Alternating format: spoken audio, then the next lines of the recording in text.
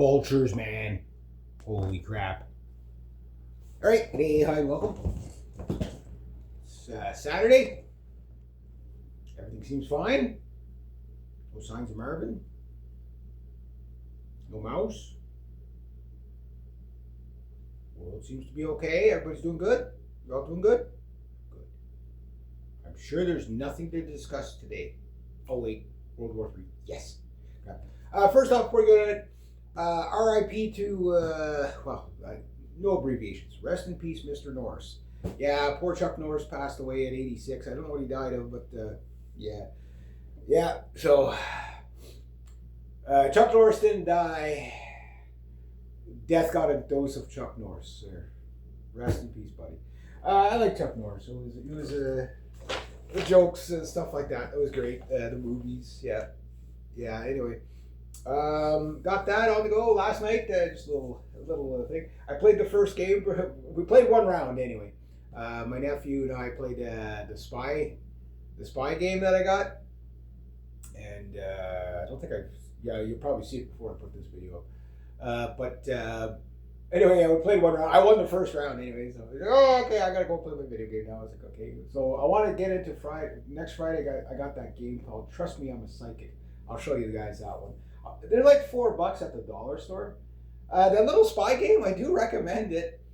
It was just my nephew and I. My brother didn't want to play. I was kind of hoping the three of us would have played, but he wasn't quite in on it yet. I guess I have to up the game level. But guys, with all the crazy stuff coming, let's say the power goes out, you got all these bitchy teenagers and stuff like that, or they can't go anywhere or whatever, and the internet's down because of freaking cyber warfare. Okay, rather than having people there stressing out, waiting for their junky fix of the internet to come back on, okay, it's out of your control. But board games, books, think analog. If you want to, almost no prepper I've ever seen has talked about keeping yourself entertained in a grid down situation. Nobody. Or an apocalypse or a financial collapse or whatever. Nobody's talked about that. Okay? And how do I know this? Because I know this, number one, because I haven't heard anybody talk about, doing stuff like that. But because I've already lived through a harsh recession. Right? And what did I do during that harsh recession? Well, the same thing my other buddies did before the internet. We jumped on our bikes and we rode around giving out resumes. And then when we were done giving out resumes for half the day, we rode around for the rest of the day, went to the beaches, went here, went there, did everything. We socialized. We did all this stuff in a day, I always remember telling my roommate, Rob, he was a high school buddy of mine. Hope he's doing well. I haven't talked to him in a while, but to say we did nothing today, we got a lot done. Covered a lot of ground. And, we were exploring, doing something like that. Because that's what you do when you got no money, right? Or you can just sit there, oh my God, when's the internet going to come back on? There's that saying that goes something like, there's those that are going to, when everything goes down, there's those that are going to get to work and those that are going to sit there waiting for the TV to come back on. Don't be the person waiting for the TV to come back on to tell you what to do, right? I mean, the fact that we still have people that dismiss preppers,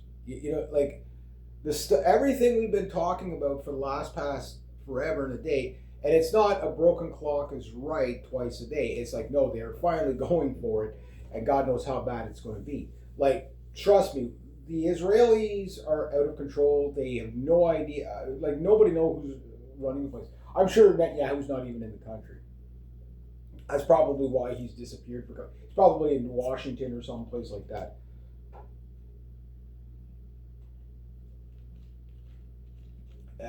He's a spineless coward. He's not going to stay there, right? He's no Alexander the Great. We'll just say that. Anyway, bottom line is it's getting pretty bad.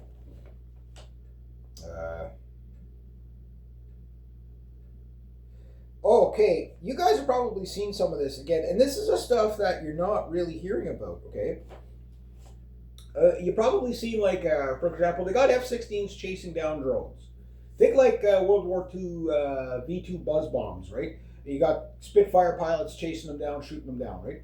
But what was happening is you're going to see all this drone footage of these drones getting shot down by F-16s and Apache gunship helicopters and stuff like that. And fine. Problem is that's dangerous. I talked about it yesterday, but how dangerous that is. But it turns out, like the Kuwaitis, one of their Apaches, they shot down a drone, but they were so close it took down the helicopter and both pilots were killed. You didn't hear about that on the 6 o'clock news, right? So they're going to slow drip the casualties. The Iranians said they've killed at least 3,200 to 13,000 U.S. soldiers. Who knows? Who knows? Like this idea that there's that much and everybody makes it to the bomb shelter in time. That look, sure they might have gotten the majority of the personnel off the base, right? But it doesn't mean there's nobody on the bases. So like the crew chiefs and the mechanics are still there, right? So you're telling me that everybody was just out on lunch when the hangars that have been hit, like the aircraft hangars were hit. No, those things probably got 20 guys in there at all times. 10 guys in there at all times. Especially during a war. Like, where are they going to fix the aircraft, right? You can't, sure. Ukraine has mobile mechanics and stuff like that where they take off in one area and land the airplane somewhere else on a makeshift runway, and the truck meets them. But they're set up for that. The U.S. is all in one area, and I forgot to put the name of the base, I think, but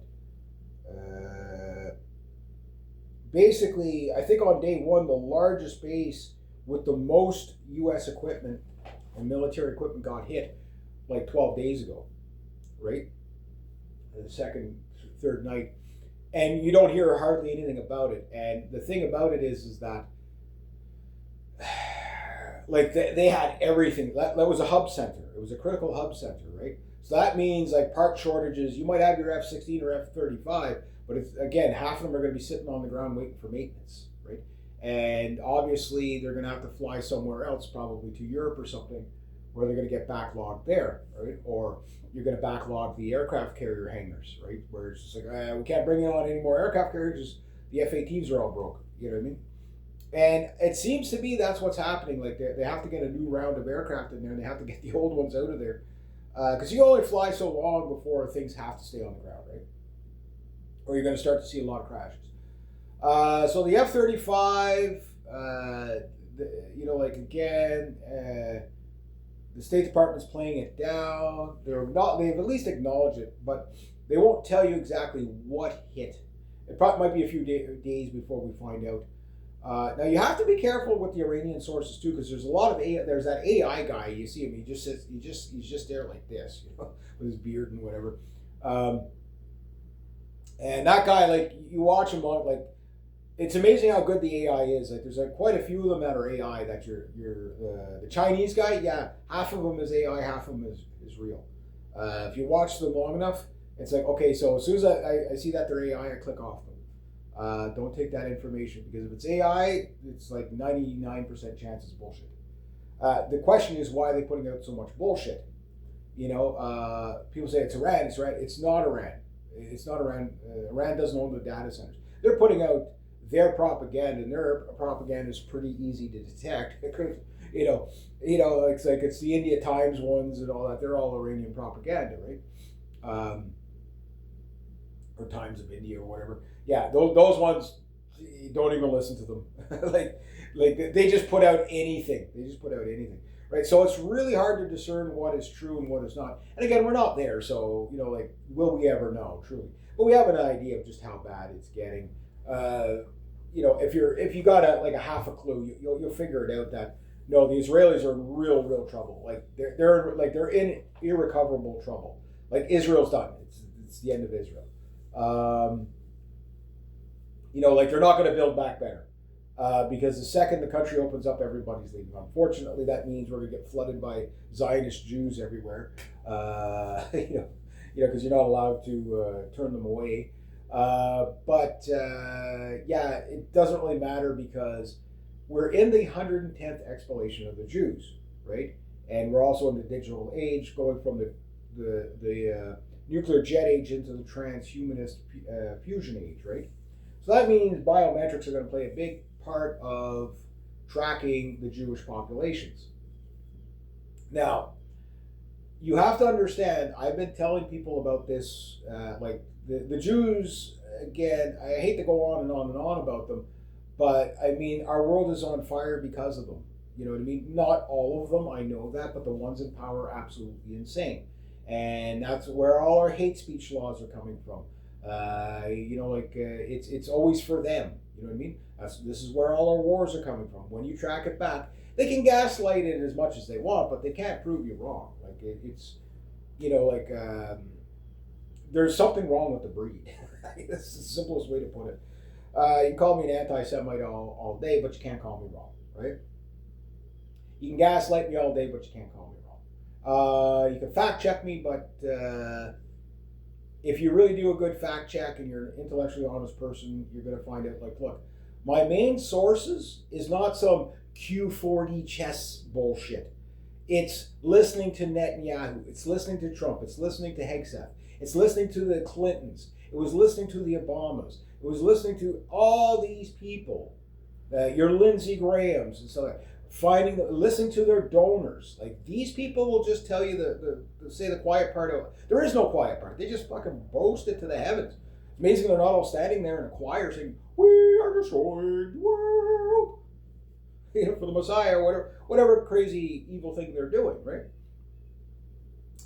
So yeah, it's really bad. And like I said, you were going to see anti-Semitic, let's not call them anti-Semitic attacks, because Semites are not just Jews. But we're going to see anti-Zionist, anti-Jewish attacks, all over the place. Not that I'm calling for it, but there's no stopping it now because they've pissed off the Arab world to a great degree.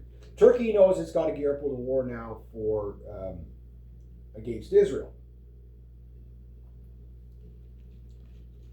Egypt is kind of already ahead of the game on that one. That's why they've been sitting so quiet for so many years. They've always been ready for an Israeli invasion. It's just, you understand, like even when you give these people what they want, they always have to take more. So once they destroyed all their enemies for the Greater Israel Project, well, there's going to be the Greater Israel Project too, which, okay, well, we got those 7 countries. It took us more than 5 years, but we got those, like General Petraeus was saying back in 2009, right? That, again, it's played out exactly like that. Every one of those countries on the list, the last one to follow is Iran. Now, Syria took a long fucking time, so did Iraq and Afghanistan. But the problem with Iraq and Afghanistan is it fell early, but to hold it took a long time, right? But the Iraqis, for example, they're going to side with, even though you got all these Arab states getting ready to say, look, are we going to go to war with Iran or not, right? They have to understand what they're going to lose, right? Because they're going to lose, like, they've already lost the war. And they want to jump in now, you know what I mean? If they do this, the scorched earth method, that, like, again, Iran is not using scorched earth.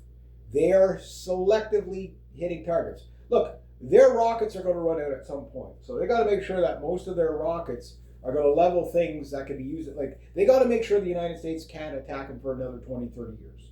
By that time, they'll have every weapon known to man. So they need, what the Iranians are most likely doing is this. They got to just survive this attack, get Trump to declare a victory and a ceasefire like he always does. Right? Once they do that, it doesn't, like, I don't think it can get out of it now. Like, it's like, okay, no, well, if we step away now, that's it for Israel. And again, Trump only cares about Israel. He doesn't hate the United States, but he doesn't care about the United States. He cares about Israel. He's Israel's guy. I've been telling you this since his first term. Have I been wrong? No. So I don't think they have any way out. Netanyahu obviously is in it to the end because there's no, like, he has no choice no matter what.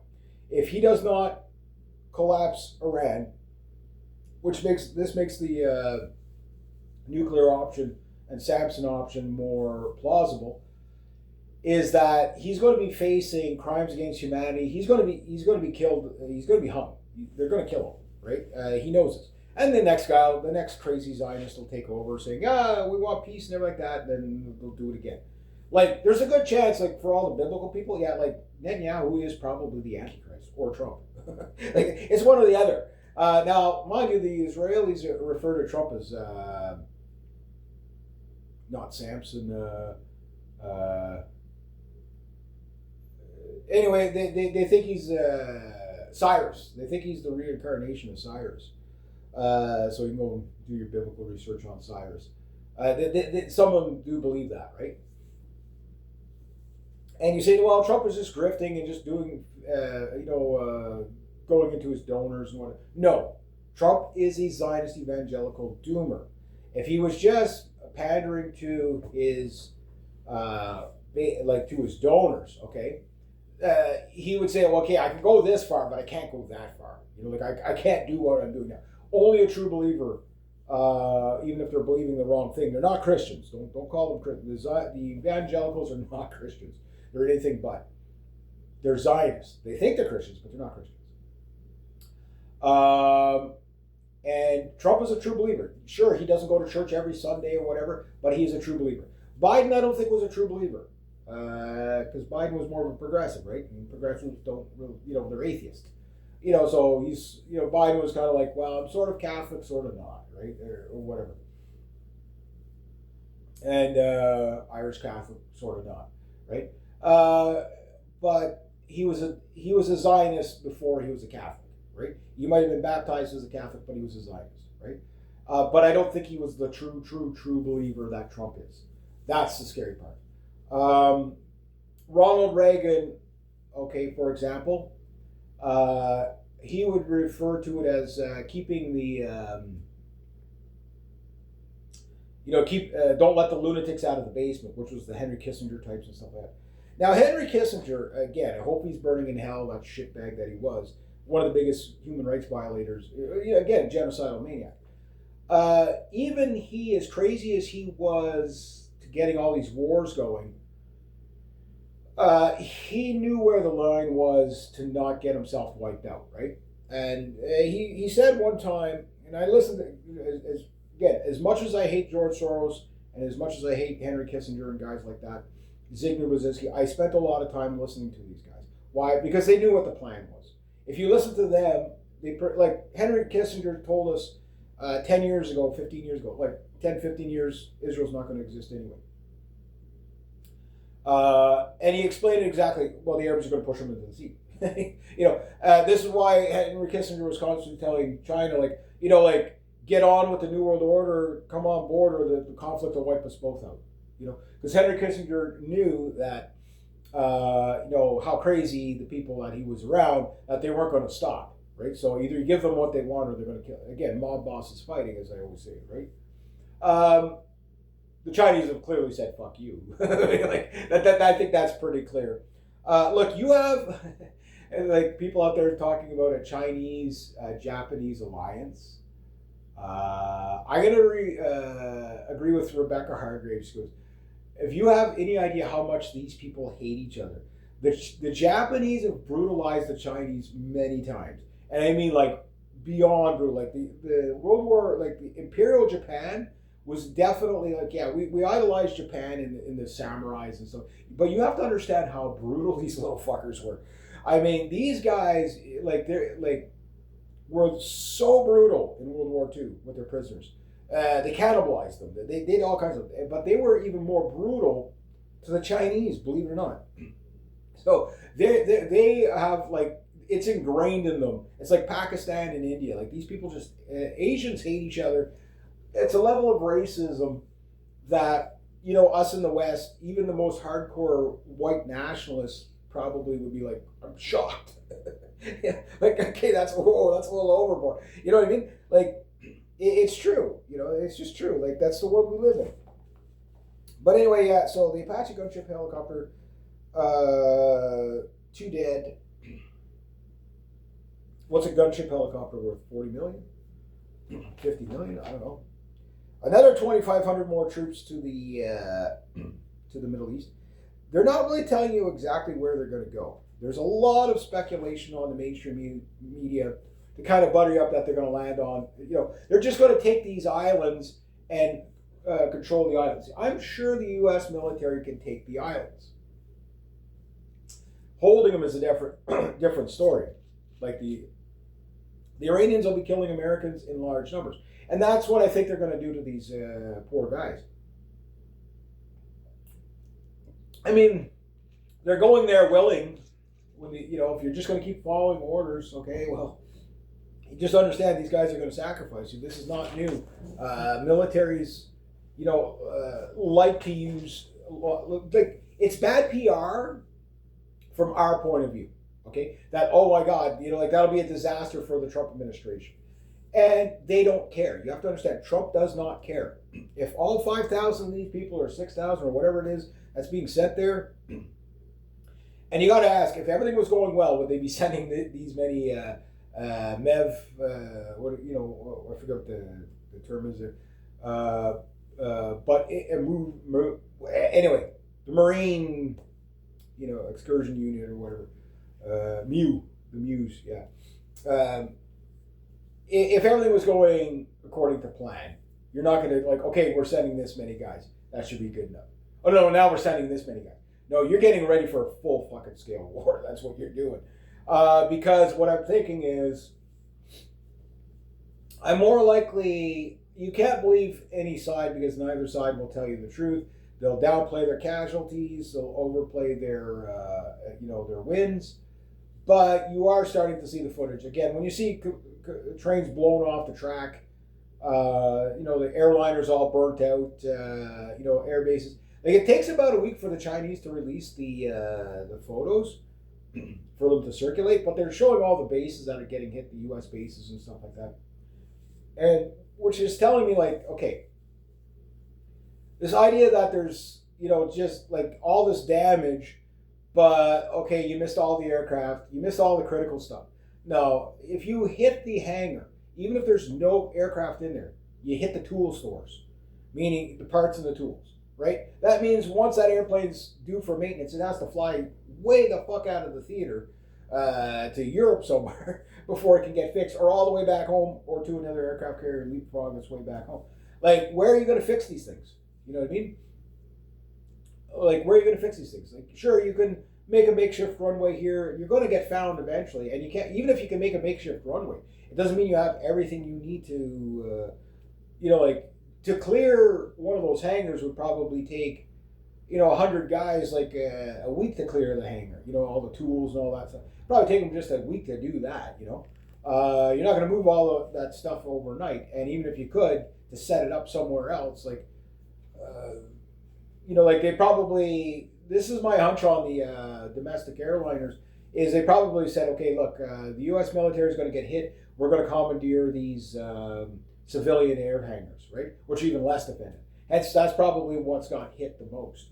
But the airports are going to be down. Once the airports are down, whoever's in the Middle East, that foreigner, they're trapped there. Get in a rowboat, maybe commandeer a sailboat somehow, say charter it, whatever you got to do to get out of the Middle East, get out of the Middle East now, because every week that goes by becomes more impossible and you will die there. Because you have to understand, the second Israel nukes Iran, then they are going to hit everything. Look, they've been sparing most of the desalination plants. They've hit a couple just to show that they're serious. They've taken out all kinds of, like the oils being taken out. And of course, Israel's saying, well, when you build it back, you might as well build a pipeline through Israel so we can control the port of oil. Egypt's sitting there, whoa, fuck you.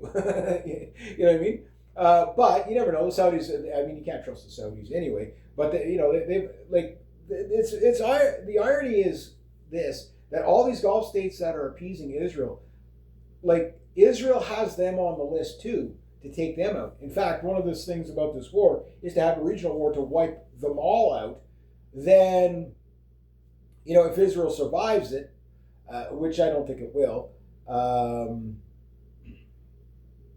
it'll be, they can control everything, right? But it's not going to happen. Israel, look, back in 2010, 2012, what they were going to do, 2010, 2012, there was going to be a pivot to Asia, right? George Soros talked all about this, that basically China was going to be the world manufacturer, which they kind of are. and every country in the world was going to put all of its manufacturing there, in Asia, but mostly China. And then all the tech stuff, the banking, the security, the surveillance, the social credit scores, all that stuff. You have to understand, like China built that with Western-backed money. You know what I mean? Like that's the trial balloon, right? So because China just does authoritarian things as they feel like it. So it's like, okay, well, we got to figure out how we're going to do it here, right? So we'll try a balloon it in China. And then what ends up happening, they move the Rothschild Bank to China, right? Which right there tells you the plan. Like, again, if you think any of these people at the ruling elites are on our side, like, you know what I mean? Fuck no. And then the idea was to have, like I say, Israel control the banking, to control basically all the tech giant stuff, the data centers, everything like that. And it's failed. It's failed big time. The thing is that Israel will not be able to recover with this, right? They just lost their weapons industry. They've lost almost, I'm sure Unit 8400 has probably been hit. So that they've lost most of their Mossad headquarters. They've lost, again, can we confirm all of it? No, but Israel's not a very big place, right? Now, don't get me wrong. It still takes a lot of effort to find these things. But most of this stuff is known for years. Like, they figured out, like Hezbollah probably knows where every Mossad headquarters is within reason, right? Any of the big centers, they know where they all are. And yeah, like the weapons depots and stuff like that, you're not hearing about those things getting hit as much. But it does seem like the Iranians have targets. So if they were successful in hitting the weapons depots, wow. And there's reports of another possible, again, take it with a grain of salt, Israel's only AWAC, that could see like 500 kilometers around it, which is about 350 miles around it, disappeared. So it probably got shot down. Now, Hezbollah just whacked they're whacking the Merkava tanks like whack-a-mole with anti-tank weapons, right? So, but let's talk about these 2,500 troops again. Listening to Marine veterans, what they're saying is like these guys most likely are going there to basically for evacuations. Like anybody that's in these units, they'd be like. No, we land on those islands, we're as good as dead. Again, it'll make the Yep look like a cakewalk. And the thing about it is that, yes, Trump would and Israel would, all these Zionist neocons would sacrifice these guys for the idea of rally around the flag, right? Now, I don't know when these Marines are going to get there. They should be getting there today, tomorrow, the next day, whatever. It takes about a week for them to get across the Atlantic, right? And it takes them like a week or so or two to prepare for the journey and everything they're going to need, right? So you have to understand, how are we going to supply these guys, okay? So they're talking about getting 5,000 guys possibly to commandeer an island. And basically, again, a good point was made. Cameron McGregor made a good point last night. I was listening to him. Unfortunately, the show, the backlash is, I guess Dave Riley's no longer with them. But every 2 weeks, Rebecca and Cameron are going to do their thing. I think hopefully there was no bad blood, because I really loved that show. It was such a great show. But they had different, different visions for where they wanted to take the channel or her channel. So, but anyway, no, they had a really good discussion on Iran last night. And one thing Cameron McGregor said, that like the rest of the world is baffled because nobody really understands why the United States went to war with Iran. Like there's all these claims, but again, every day it's a different reason why we went, because they had nothing. They're doing it because the irony is that they've even told us the truth. Like they've told us lies. Oh, we're going after the oil. Okay, no, we're going for regime change. Okay, we're not going for regime change. We're going for, because it's end times prophecy. Okay, we're not doing it because of that. What we're doing it is because they've been attacking us for 47 years. Okay, we can't name a single incident where they've attacked us in 47 years. But we're going, again, we've got to take the oil from Carg Island. We're going to take these islands. That's why. It makes no sense, right?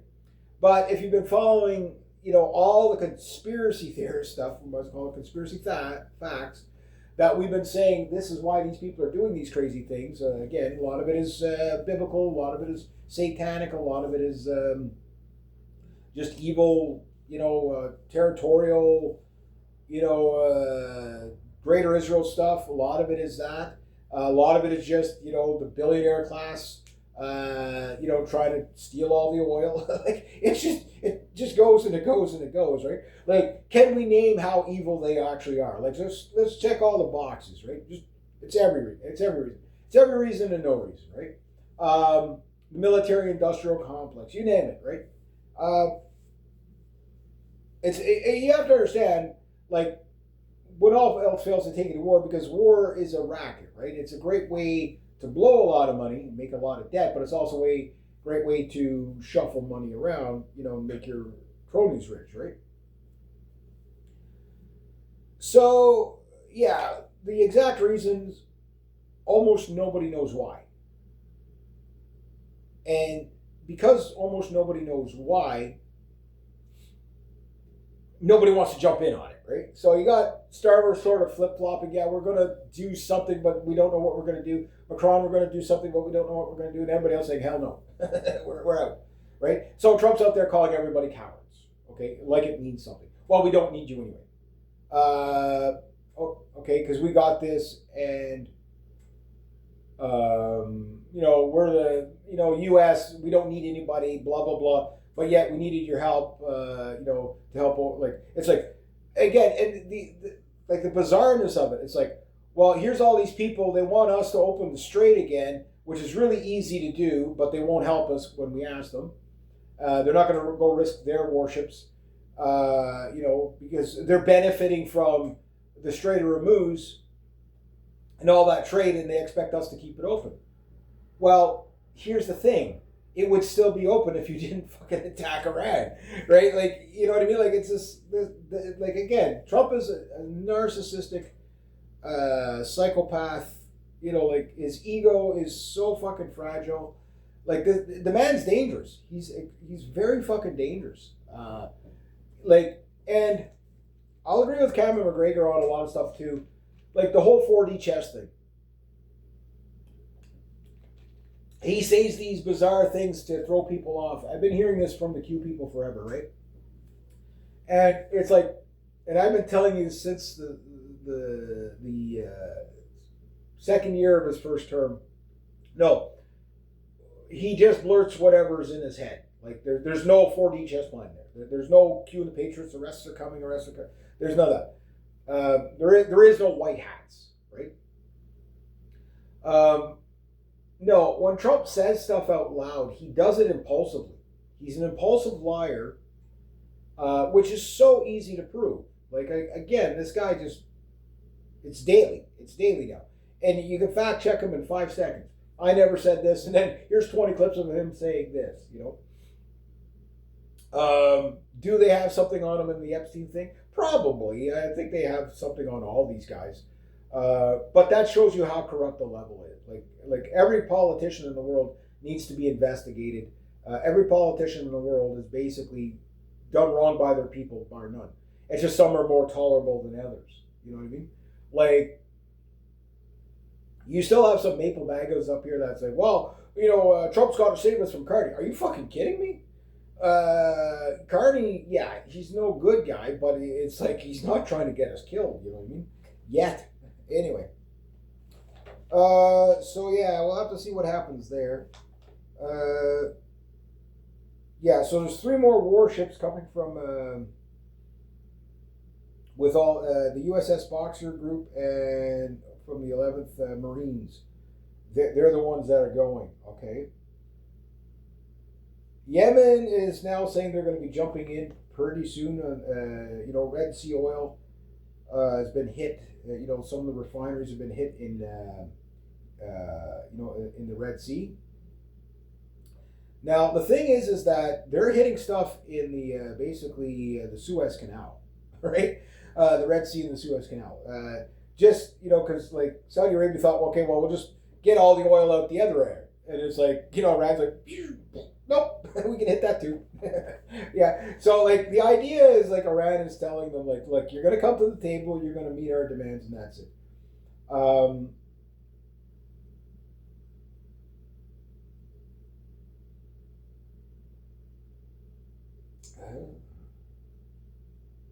Yeah, so Israel hits more oil. They've been hitting more oil stuff.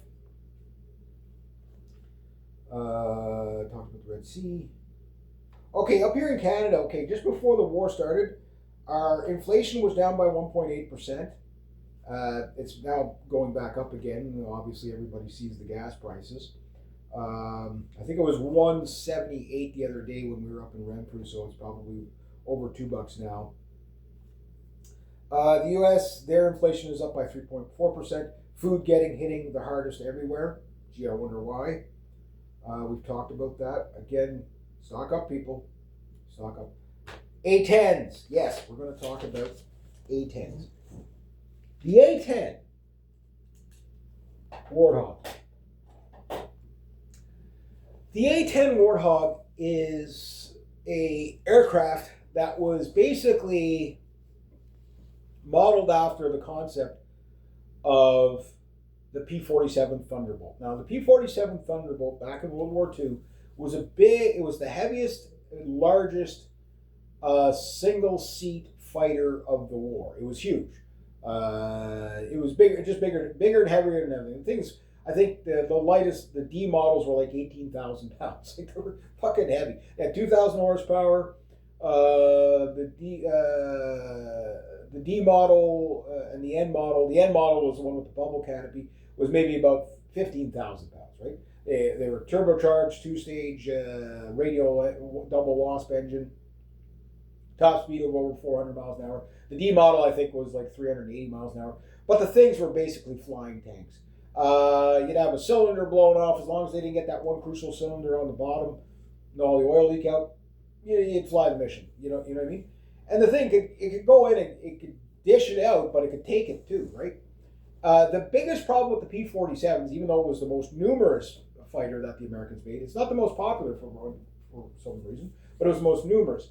They made 15,000 of those, right? There was about 30,000 plus ME-109s of all variants, which is still the most largest number of aircraft, single type of aircraft with all variants ever built, followed by either the IL-72 or the Spitfire, right? So, which there was about 25,000 Spitfires. It's a lot.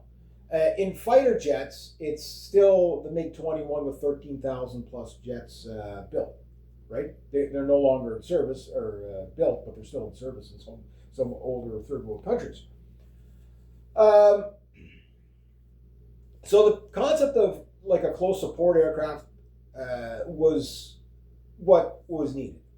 And they tried many different types of aircraft. They tried, like for example, the F-8 Corsairs. It did well, but it couldn't carry enough. They tried, various, lightweight like the Bronco in Vietnam. They tried that stuff. And then they came up with the A-10. The A-10 replaced the ultimate prop-driven ground attack aircraft, which would probably have been the Sky Raider, right? Late Vietnam era, early 1950s to the late Vietnam era.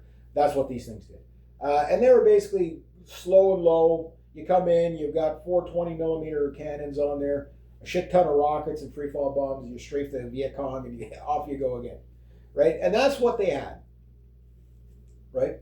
But it had its limitations. Even though the Sky Raider could carry like 12,000 pounds, like it was pretty impressive for a prop-driven aircraft. It was slow, like it was like 300 some odd miles per hour. It varied depending on the variant. it wasn't a dogfighter, it was a ground attack aircraft.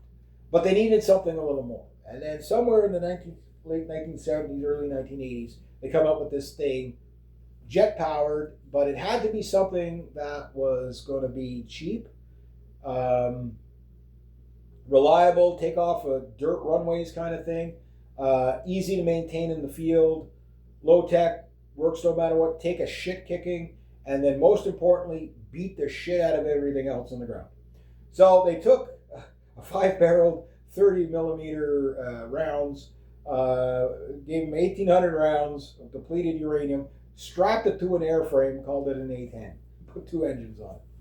And the engines could jettison off if one was destroyed or whatever. They were fairly analog. And, you know, like most of the pilots in Desert Storm flew with maps in their laps, right? And these things could fly in slow. Aircraft basically had a cockpit, you know, titanium cockpit. The aircraft cost about $1 million, $1.5 million to build. You know, probably the most practical, you know, combat jet that the United States has ever built, right? You know, because they actually built something to just get the job done. And then what you found was in Desert Storm, it was the best aircraft in Desert Storm because it could stay, it had a 2,000-mile range, plus drop tanks, plus air-to-air refueling. You could carry like 50,000 fucking pounds of or 20,000 pounds of ordnance on it. Like, it was just ridiculous, whatever. You can go look up the specs of the thing, right? It flew slow. They're quiet. They came in really quiet. Whistling death. You know, like you heard them going, you never heard them coming. And trust me, I've seen A-10s at air shows that if there's even a slight breeze, you will not hear these things coming in. They're terrifying. It's like, and it's just like, they're so quiet. They're like, you know, like super, super quiet. And they achieved that by doing oversized turbofans, right? Yeah, they fly about 450 miles an hour in level flight. That's as fast as they go. But they can fire bombs, rockets, guided weapons, you name it, right? The newer versions of them have been updated, you know, to have like, you know, like a more glass cockpit or whatever. But at the end of the day, they're slow and slow. Now, going against Saddam's Republican Guard with some old SA-9s or whatever, and so, you know, Mad Pad launchers and stuff like that, the odd one got shot down. Flying directly into hails of Zu-23 fire, the odd one got shot down, but for the most part, I've seen A-10s in air shows that actually had battle damage on it. You know, like you can see where the dents were, you know, where bullets had hit it. You know, other pilots would mock it. The biggest danger to the, you know, the biggest danger to the A-10s was all the bird poop, on the, you know, on it, because they flew so low that goose poop would hit it, right? That was the joke. But the aircraft worked. It worked very well. And in conjunction with Apache attack helicopters, they worked really well. I mean, hit the 30 mic. You know, that sound, you know, like even on the air shows, like they fire the blanks, and you get to hear the, I'm sure it's not the same as when you hear the lead. And then there's like a delay, and then 3 miles later, you know, because some of the ammunition has like a delayed fuse on it. So the rounds not only penetrate, but they also explode, right? Depleted uranium, really nasty stuff. Vaporizes tanks, does all that stuff, okay?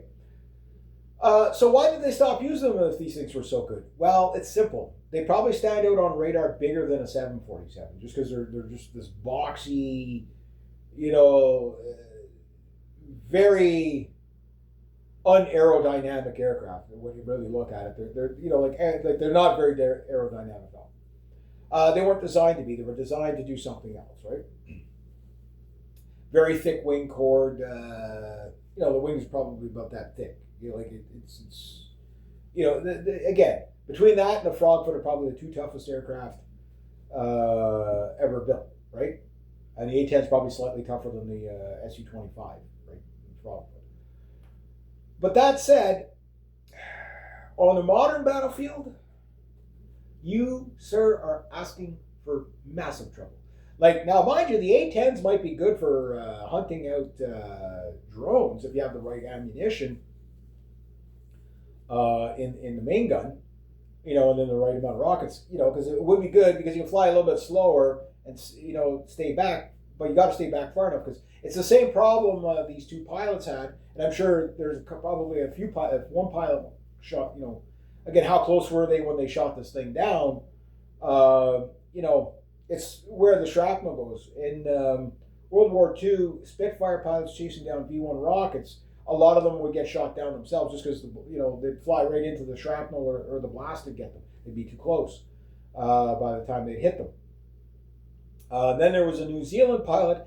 I think he was flying one of the new Mark 14s at the time, Spitfire, and he shot. He was trying to stay at a safe distance, and he ran out of ammo. And the V2 buzz bomb was still going. So he got up, matched its speed, took his wing, and he tipped over the V2 and into the ground it went. That became the preferred way to knocking down and the safest way to knock down these buzz bombs. The problem is sometimes if you did it wrong, it would collide with the aircraft and you'd get killed. You'd stop the bomb, but you'd still get. So there was no safe way to get rid of these things, right? The Ukrainians, I think they're using the Magic 2 missiles or whatever from France. You get some really spectacular footage of them flying around in their Mirage 2000. So I'm a big fan of the Mirage 2000. I think that's that aircraft is old. The Soft Gripen. What I like about the Soft Gripen is it's a lot more clever, but I think a revamping of and a retooling up of the Mirage 2000, because Mirage 2000 still has an analog airframe. Yes, it can use fly-by-wire. The new ones have fly-by-wire, but the design is you can still fly them analogically, and I think if we did that and you could mass produce them probably for way less now because of and overbuild the technology to make it lower maintenance, more reliable, blah blah blah. And the Mirage 2000, even though it's a single engine, it is a bit of a powerhouse. Like the thing will climb to 50,000 feet in a short amount of time. But anyway, watching Ukrainian pilots shooting down these same drones, these Shahed drones, over Ukraine using missiles and stuff like that, they can use the 30 millimeter because they got 30 millimeter cannons on the Mirage 2000, right? And they can knock out these drones from a mile and a half, 2 miles out. Whatever, which is better than the MiG-29s can do it, but again, I guess they're probably not able to get parts for the MiG-29s anymore, considering they're at war with the country that they got the parts from, right? But the thing is that these Mirage 2000s, the problem is that they're too fast, right? They're too fast. You get like, okay, I got him, I missed him. Got to go around, come back again. And every time you got to do that thing is getting closer. And it's just flying in a straight line, like a little mosquito. These drones, what would make them less effective is if they were faster. It's kind of like the fairy swordfish that basically crippled the Bismarck. The Bismarck was trying to shoot it down, but because it was a cloth-wing biplane, they were shooting, the guns were calibrated too fast. They were shooting ahead of it. Right? They couldn't get it because they were shooting ahead of it. This guy was bobbing and weaving and whatever, I guess. And they dropped his torpedo and crippled the Bismarck, and then that was the beginning of the end of the Bismarck. Well, the same thing's happening with these Shahed drones. Everybody's, you're going to overtake them. You know what I mean? So everybody thinks it'd be like a video game, really easy to knock these things down. These things are probably that thick, right? So shooting at them, probably 80% of your ammo is going to miss. And considering that they're really nothing to them, even if you do hit them, you got to hit them good to get a really good hit to knock them down, right? Because they could probably fly with a couple of holes in them to begin with. Locking onto them and firing missiles works, but the problem is missiles are expensive. And you can only carry 6 to 8 of them at a time on an F-16 or on a Mirage 2000 or whatever you have, or even an F. Okay, if you got the F-15EX with 20 missiles on it, sure. But, the AIM-9s are expensive enough. You know what I mean? They got to come up with a cheaper solution. So they have these pods that they're putting on F-16s. I think the UAE's got them.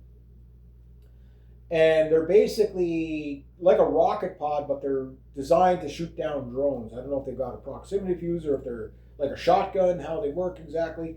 But people are trying to come up, like, the drone problem. Okay, everybody thinks it's an easy fix. Look, the Ukrainians have been trying to deal with the fucking drone problem for 4 years. You know what I mean? So it's not an easy fix. You know, these things are not an easy fix. But the A-10 might be a better aircraft for that mission. Because you can hit things 3 miles out with that cannon with a couple of bursts, right? Which is safe distance, so if you blow it out of the sky, you're not going to get killed yourself. You've got a huge wing load that can carry a lot of stuff, and you've got a long loiter time. So in that sense, the A-10 might be good. The downside is if the Iranians detect you, even from their spot, you've got to stay 250 miles off the coast of Iran, or else they're going to shoot you down, right? Because their longest air defense systems can shoot that far, 250 miles, or approximately 400 kilometers. Now, the thing is I don't think that's the role they're going to use these A-10s for, because Trump being so grandiose, I mean, the guy wants to build a fucking battleship, which is completely obsolete technology. You know, like a battleship's fine if you're going up against a coastal enemy with no navy and no anti-shipping. You know what I mean? Like, yeah, a battleship can take a lot of hits, but it can't. You know, like anything, it is sinkable. Like most of the battleships in World War II did get sunk. It took a lot. Like the Scharnhorst, I mean, that thing put up like a fucking 9-hour battle. You know, like it fought for 9 hours or something like that. The Yamamoto, the biggest battleship, largest warship in human history, maybe next to the Gerald R. Ford. I don't know what was bigger, the Yamamoto or the Gerald R. Ford, but yeah, the largest battleship ever built, and that took a fucking pounding to sink that bastard. It did sink, but it, you know, like. You had to send like 500 aircraft at it, and you know, strafing it for 12 hours, you know what I mean, or whatever it was. You know, and then some battleships sunk right away. You know, the Bismarck, it took a long time to shoot that thing, like to finally sink it. It, you know, took 3 other destroyers and whatever to sink it. The HMS Hood, it's got sunk. It wasn't technically a battleship, but it was a battle cruiser. But it got sunk in one shot because it, you know, the round landed in the ammo magazine. Kind of a, you know, perfect shot by the Bismarck, right? Its first shot was a kill. Like that says something. But that said, in the era of cruise missiles, drones, anti-shipping missiles, and massive air defense, the A-10 is not going to be flying willy-nilly. Like, the United States does not have air superiority, even though Trump keeps saying he does. No, you're not flying aircraft willy-nilly over. The drones are going over, but they're getting shot down too. Now, I don't know how many drones have been shot down since the last, I'm sure there's been a lot, right? If you're losing AWACS, you're definitely fucking losing drones. You know, and again, an AWAC in the air is a really, because there's electronic warfare on that. It's not easy to shoot these things down. But it's a numbers game, okay? Maybe missile 7 out of 10 gets it, right? You know, like, you never know. It just, you never know. And the thing is the A-10s, what I do know is because they have to fly low and slow, the amount of anti-aircraft guns that are probably sitting on the ground in Iran is probably a number we can't even fathom. You know what I mean? Like, if they're just sitting there with these Shokova Zu-23s, you know, sitting there hidden in the mountains there, you know, just Zu-23s everywhere. You know, sure, the A-10 has been known to take out Zu-23s, you know, as long as you stay out of its effective range of fire. Like, I mean, you can be 500 meters from that, or about 1,500 feet away, and still take damage and still keep flying, right? You could be a mile away from it, and it's pretty much not going to have much effect. I mean, some of the rounds are going to have an effect, but you're very likely to, you know, be shot down at that distance. Where the A-10 can, you know, has pinpoint accuracy with that that gun, right? But they're still MAGPAD launchers, short and medium range air defense systems. And again, the Iranians are much better trained than the Iraqis, and they're way better armed than what the Taliban was, right? So the A-10, like the F-15, has this incredible track record. But the problem is very simple. It's the track record is based upon fighting an enemy that wasn't a match for it. Look, anybody that's dismissing, and again, I heard it. Cameron McGregor was saying the same things I was. I've never talked to the guy. I would like to have a conversation with the guy because the guy would be, I think, interesting to talk to. Because I think between him and I, we could probably hatch out some pretty good stuff. Just the questions I'd have for him. And I mean, he's a military Navy guy. He's well traveled. He was recently in Turkey, and he's telling me, I said, look, this is what the Turks are talking about. This is, and how like people have underestimated. Like one thing you have to consider about Iran is that it's a civilizational, nation, right? Like it's been around for 2,700 years as the Persian Empire. You're not going to strafe that away with a bunch of A-10s. Again, you have to understand, like Trump and like the people he surrounds himself, like you have to understand a lot of these DC people are cokeheads, right? And like look at Lutnick, you could tell that guy's a total cokehead. Like just the way he talks, this big bravado. I've got the answers for everything. All these guys are the same. They're all the same. They did downplay everything. We're so great. We're this and that. And you can just tell them like these are the type of guys when they meet you, they promise you the world, swindle you out of your money, and then they're off to do their coke line. I got no proof of that, but I wouldn't doubt it. You know what I mean? Like they're that kind of sleazy kind of never take accountability for anything. Like Trump, look, has he taken accountability for anything? Look, his first term, he was saying all the right things. He was, he was on his way to doing some of the right stuff, and then he just, it was all facade. Like it was all, it was all lies, right? Now, the crazy part here is that these people are believing that the A-10s are just going to strafe the Iranian positions on these islands, and that'll be the end of it, right? You have to understand, like, these islands, which there's several of them in the Strait, which are probably heavily fortified, to shoot, they probably got anti-shipping missiles on there. They probably got all kinds of stuff. You've got drone boats. You've got all kinds of stuff. So, number one, I think the Tripoli is going to be torpedo food.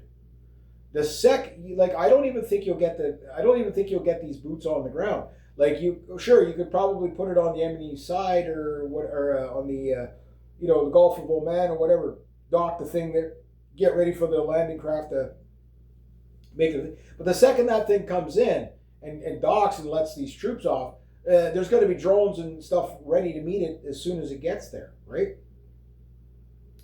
Anti-rockets, anti-ship, they're going to be, like, if they even get it, make it to the dock. You know what I mean?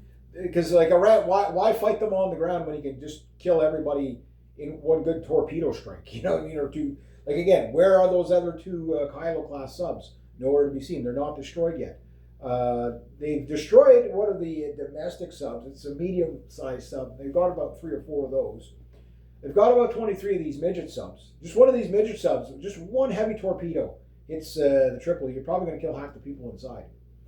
People now know what a Mark 48 can do. Well, the Russian, Iranian torpedoes and the Chinese heavy torpedoes, all heavy torpedoes kind of do the same thing, right? Like most people will be killed by the blast. Just the blast pressure is going to fucking liquefy people. You'll be vaporized. And if they get a perfect midship hit, it might take a few hours to sink, but it will sink. Make no mistake, the Tripoli will not survive one. It might not survive one torpedo, but it won't survive 6 torpedo hits.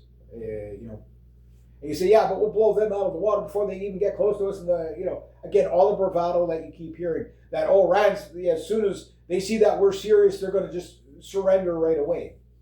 It's the Persians. When have they ever surrendered? You know what I mean? like Trump sitting there telling Iran it has to come back to the table. The Iranians have been saying this consistently with their official spokesperson has been saying, we're not coming back to the table unless you get out of the region, unless you give us these guarantees, unless you stop attacking us, number one. Look, all the stuff that, like, the Iranians know that there's no point in negotiating with the Americans. They can't be trusted. The whole world is saying, why were we going to, this is why, like, Trump, like, he's really fucked the United States reputation, right? Because where's all these people going to make great deals with the United States? Almost nobody's doing trade deals with the United States right now, or making new ones, right? They're only, okay, we'll keep our old trade until he does a tirade or whatever, and everybody's looking for the exit. All the European countries, the EU, everything like that. Us Canadians, we're like racing for the exit as fast as we can. Not because we hate American people, but because, Trump wants to destroy our country. They keep talking about how they're going to attack us and take it over and stuff like that. The same way, it's like, who's he going to attack next, Cuba or us? I don't know. Or Greenland. Look, the Greenlanders, and again, if you're an American hearing this, again, I hear from a lot of Americans that like the football crowd, John Q. public that I don't care about politics, and then they're traveling around the world and everybody's just fucking mashing on them. Like, they're just like, you guys are fucking horrible. It's like if you're a MAGA person, like, you got all these MAGA people crying because they're like, the world hates us. Why? You know what I mean? Like, it's, again, you might say, well, yeah, but I don't stand for it. That's not how it works. Your leader of your country is your main ambassador. He's your main ambassador. His actions fall on you whether you agree with him or you don't agree with him. When Carney does something really fucked up and stupid here, and the rest of the world points it out, well, that looks bad on me, right? So when Trump does something bad, it looks bad on every American, whether they voted for him or not, right? So all these people are just like shunning the American people because it's like, you voted for that. Like, more than half of you guys voted for that. Now, I understand that the people that voted for him, if the election was held today, Trump would maybe get about 20% of the vote, right? That he got last time. Like if that. There's only a handful of MAGA people left. Most of the veterans that you're listening to, they're like, I didn't vote for that. Almost all the farmers like, no, Trump promised us all this other great stuff. And again, there's some people that are simple and they just, and I'm not saying farmers are simple. Farmers are actually quite smart. But there's a lot of these MAGA people that really thought he was the legit thing. I get it. It was the hopium. It was all that stuff. But the thing about it is that, like, the first time around, he was bad with the small businesses. But he had scapegoats of, oh, well, it was because the Obama administration messed things up so bad, and it was always somebody else's fault. Spoken like a true psychopath, right? And we're going to do this for you, we're going to do that for you, we're going to end the wars, we're going to balance the budget, we're going to kick out all the illegals, we're going to secure the borders, we're going to bring trade and manufacturing back to the United States, which this whole trade war thing was not needed whatsoever. If I was the guy in charge of the country, I'd be saying, okay, we need to partnership our way out of, into prosperity. Look, it took 30 some odd years under NAFTA to get rid of all our manufacturing to China. Pretty much, right? And overseas, right? It's going to take about that to reverse that. Now, anybody with half a brain, even if they're not an economist, they understand this. Even if they're not an expert in trade, they understand this. Once you start to understand how trade works, and I did this little thought experiment, guys, it will drive you nuts. Because if you want a real, like, chicken and egg experiment to understand how complicated, it's not complicated, it's complex. In the sense of there's a lot of moving parts. But you could track every part. A dump truck. Oh no, I'll make it even easier. What does it truly cost to make this $2 pair of reading glasses? You'd say $2, maybe a buck and a half. Probably $500 billion. You'd say, what the hell are you talking about? Because, number one,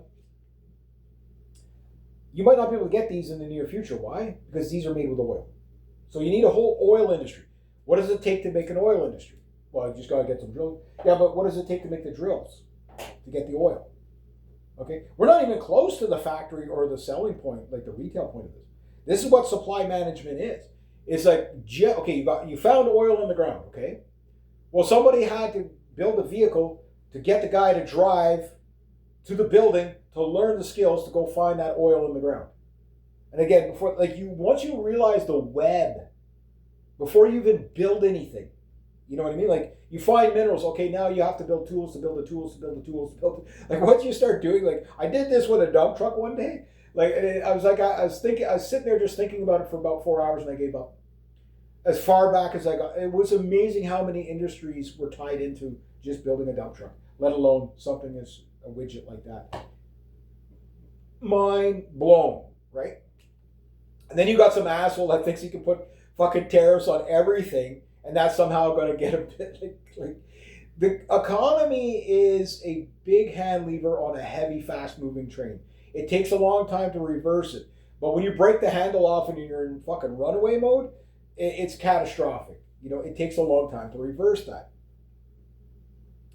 And Trump, it's not that he's not smart enough to get this. He doesn't care. His ego doesn't align with reality. Like, we always go after the SJWs for their, like, you know, how they, you know, they contradict themselves because they don't align with reality.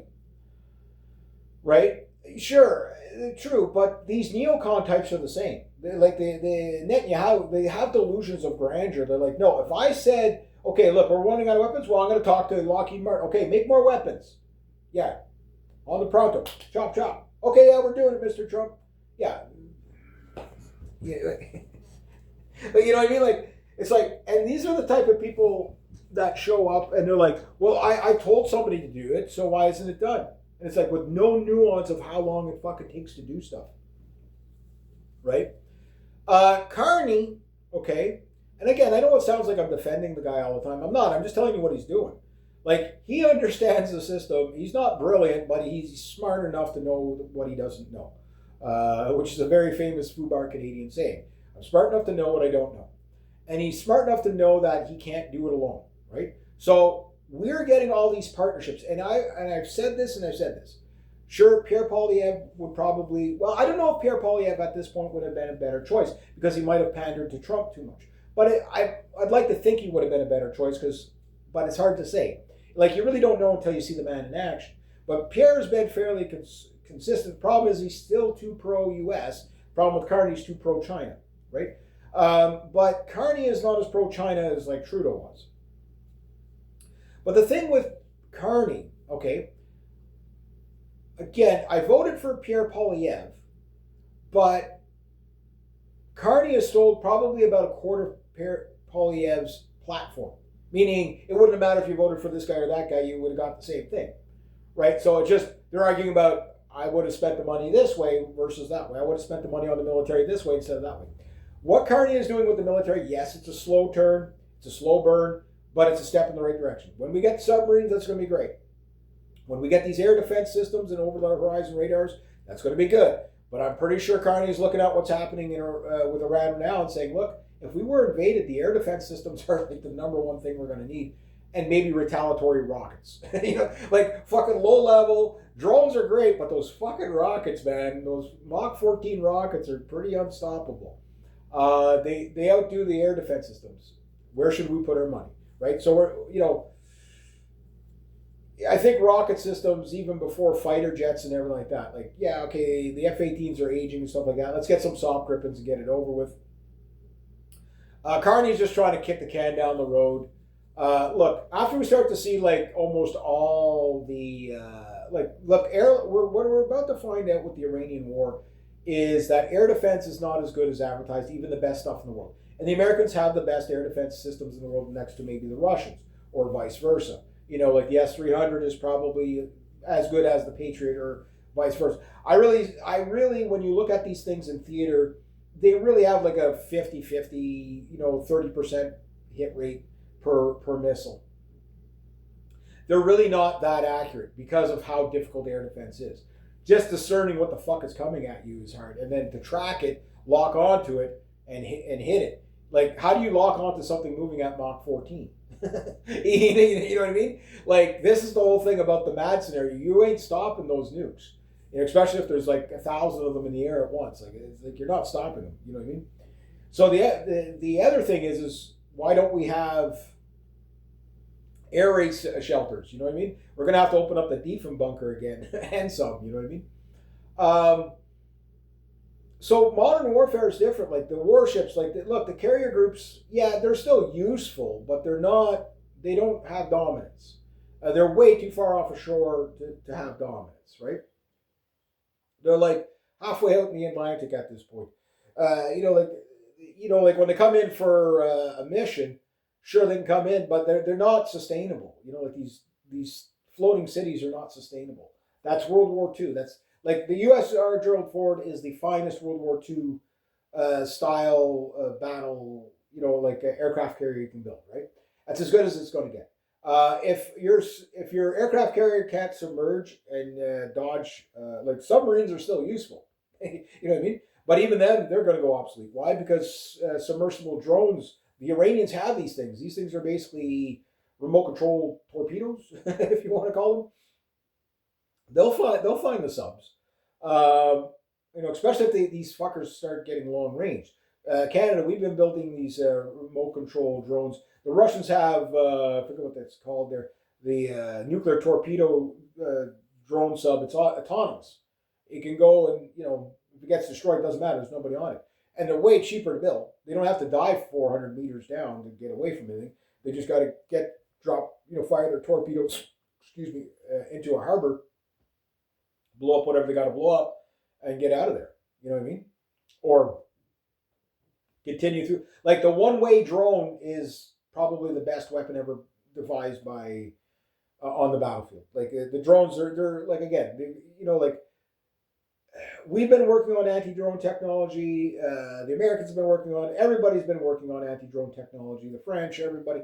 The Ukrainians are like real world data of drone technology, right?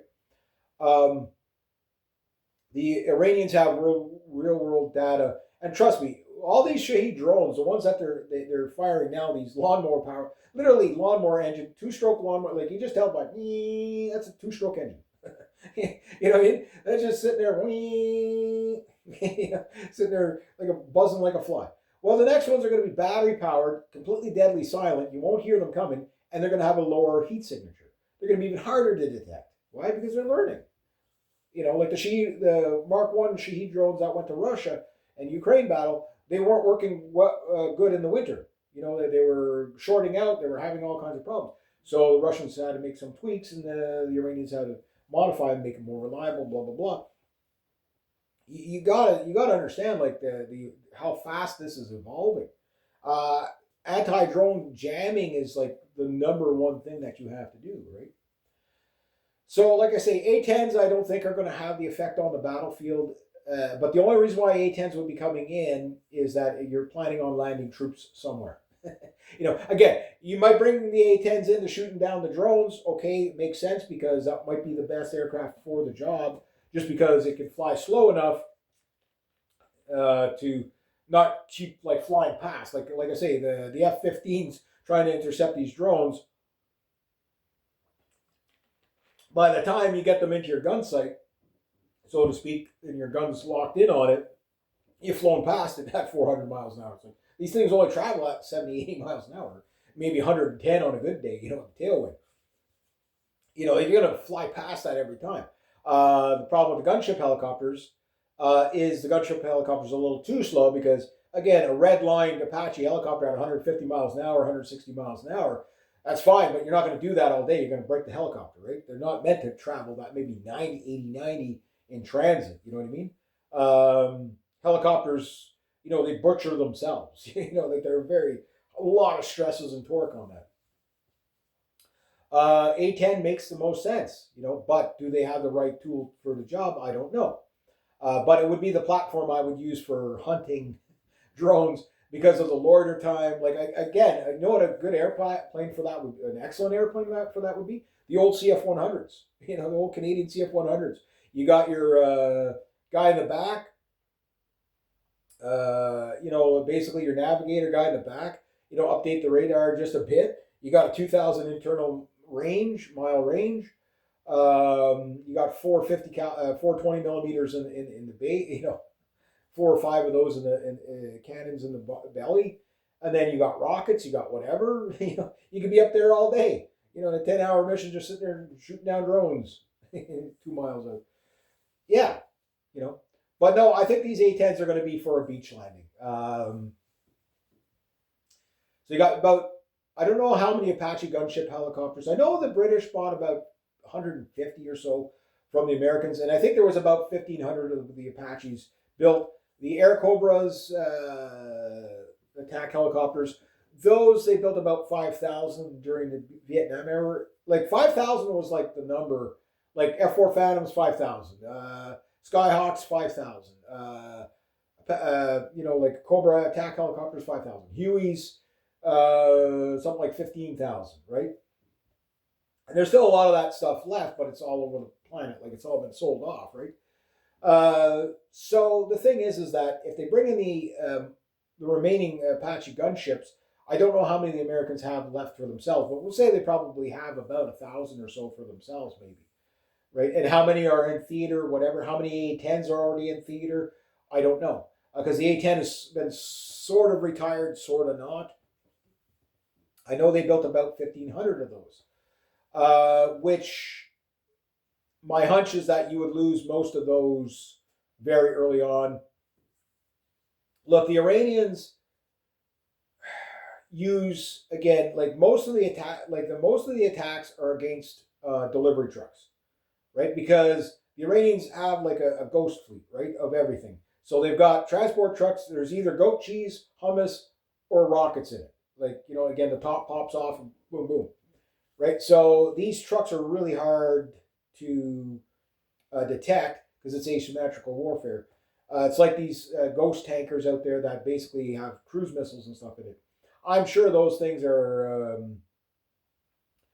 like, again, even with like if you're going to use the A-10s just to strafe the speedboats in in the Strait of Hormuz, the problem you have there is that you have to discern whether it's an Iranian boat or just somebody out on cruise, you know what I mean, from another nation. Like you have to discern the fishing boats from the. It's not easy. It's not easy, right? Because the Iranians might not just put their flag on everything. You know what I mean? So you don't know. So everybody thinks the wars are like video games, right? Sure, you can just hit any target, but how many times are you going to hit your own guys, right? So we'll see if they use it for that. But if the problem is that as soon as the Marines set foot on the soil, they're going to be met with artillery, drones. They're going to be met with all kinds of stuff. Like everybody's talking about, okay, Iran's long-range rockets or long-range drones, and that's fine, sure. But don't you think they didn't factored in that? Okay, well, they might try to do in Iraq with us and put boots on the ground. Well, that whole level of drones, like micro drones, wire guided drones, like again, you're seeing all these drones flying all over the place. Marco Rubio and Hegseth live on a military base, and there's drones there, right? So that's probably CIA or Mossad drones getting ready to do a false flag or whatever. But it could be the Iranians too, or the Russians, or the Chinese, or the Venezuelans. I don't know. America's pissed just about everybody off, right?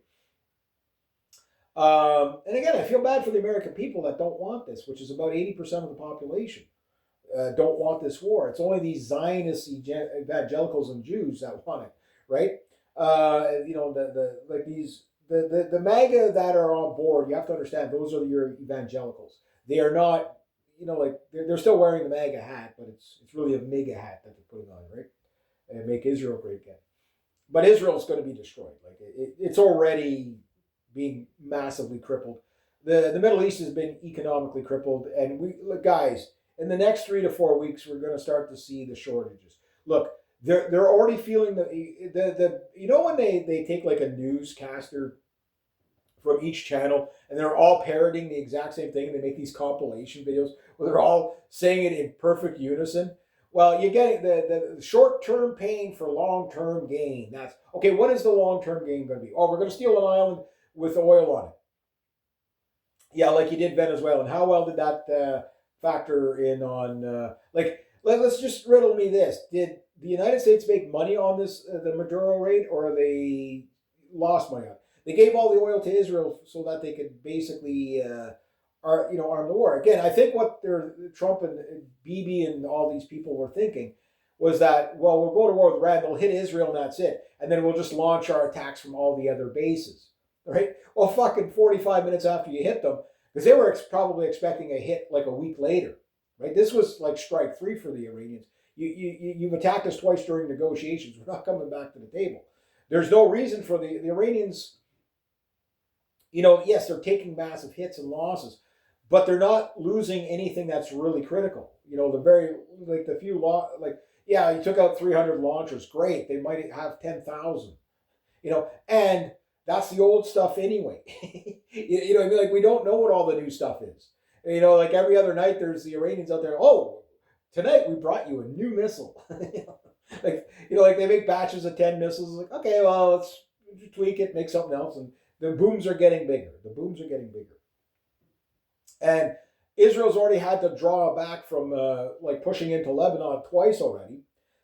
They've lost the Israelis cannot fight a war against Hezbollah. All that they have to do with Hezbollah is fight defensively. Now that said, as Israel loses aerial assets such as fighters, attack helicopters, I don't know how many Apaches they have and Cobras they have, but probably they have about 300 fighters. I know that. But they might have, like, say, a total of 1,500 aircraft total, in theater, right? How much has been destroyed on the ground? I don't know.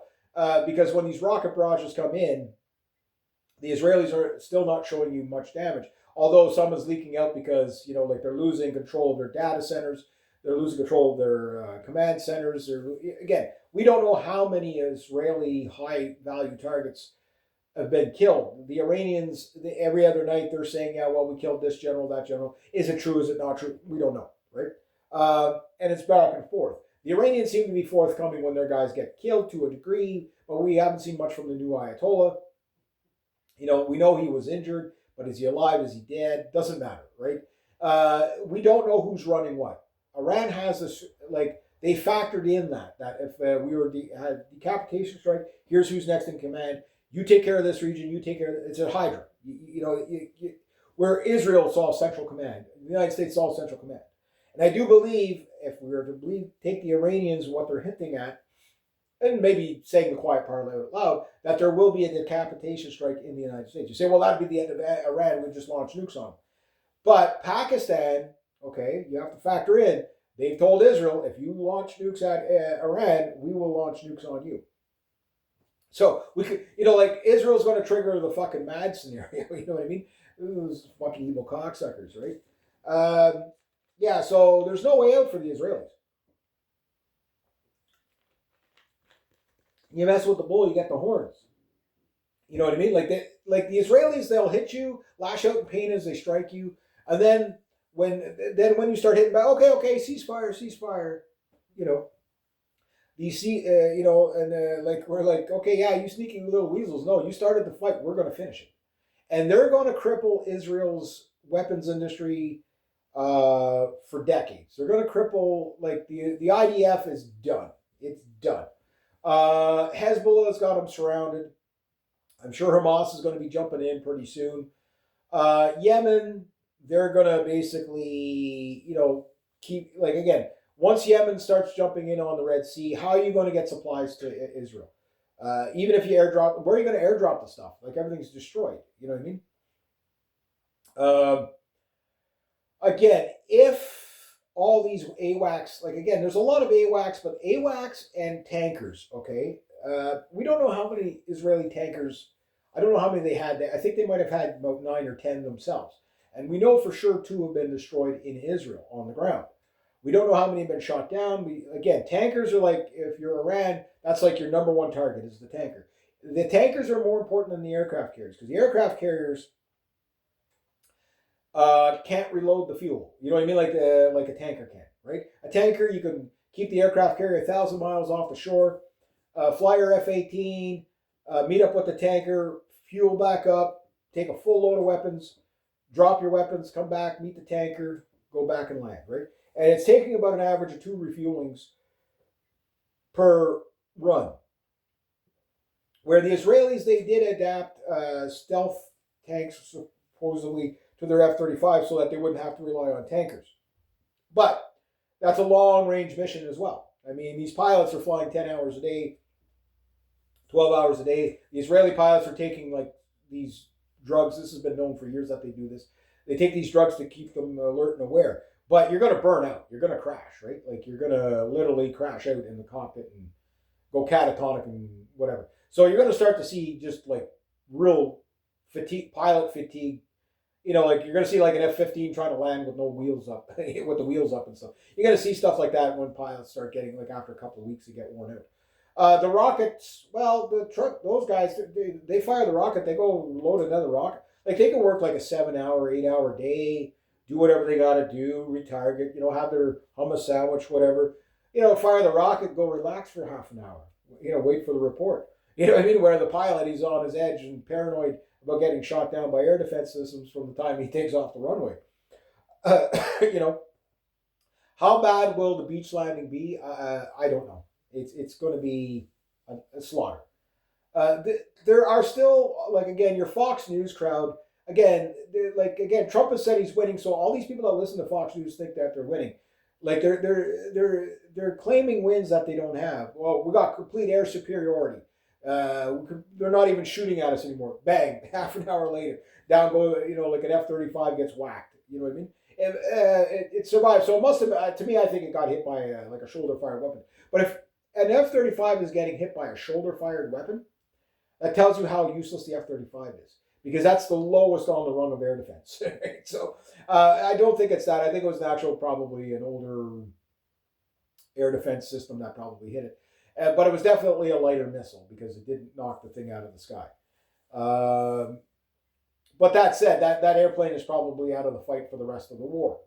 And look, people are already talking about, okay, months later, like, you know, where's this going to be months later? This has been so far the worst and most disastrous war since probably World War II for the Americans. We've never seen this level of destruction. Not even in Vietnam did you see this level of destruction of bases and stuff. Yes, there was all kinds of attacks and stuff like that. But look, if the Iranians are right, and you're 3 weeks in and you've lost 1,000 people per week, right, on the low side, or maybe up to 3,000 people for the past 3 weeks, or 4,000 people for every week for the past 4 weeks. Like those numbers, okay, are assassination level military coup numbers, where you get your citizenry killed to such a point where you get an uprising. And I am saying that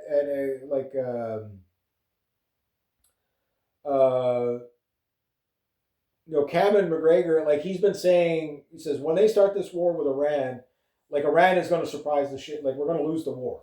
And again, just because anybody paying attention to anything other than the egotistical bravado, and you think about it logically, again, it's Iwo Jima 2.0, and the Iranians, just looking at their strategy, was superior. It's low-tech, kind of works. It's like the ultimate Scud launchers. You know what I mean? Like low-tech works no matter what.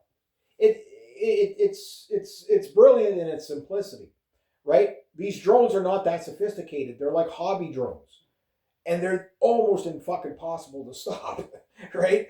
You know what I mean? Like they're just like they make it thousands of miles across the Gulf, like they, you know, like they make it like 1,500 miles without being detected and hitting it like it's guys, like it's next level.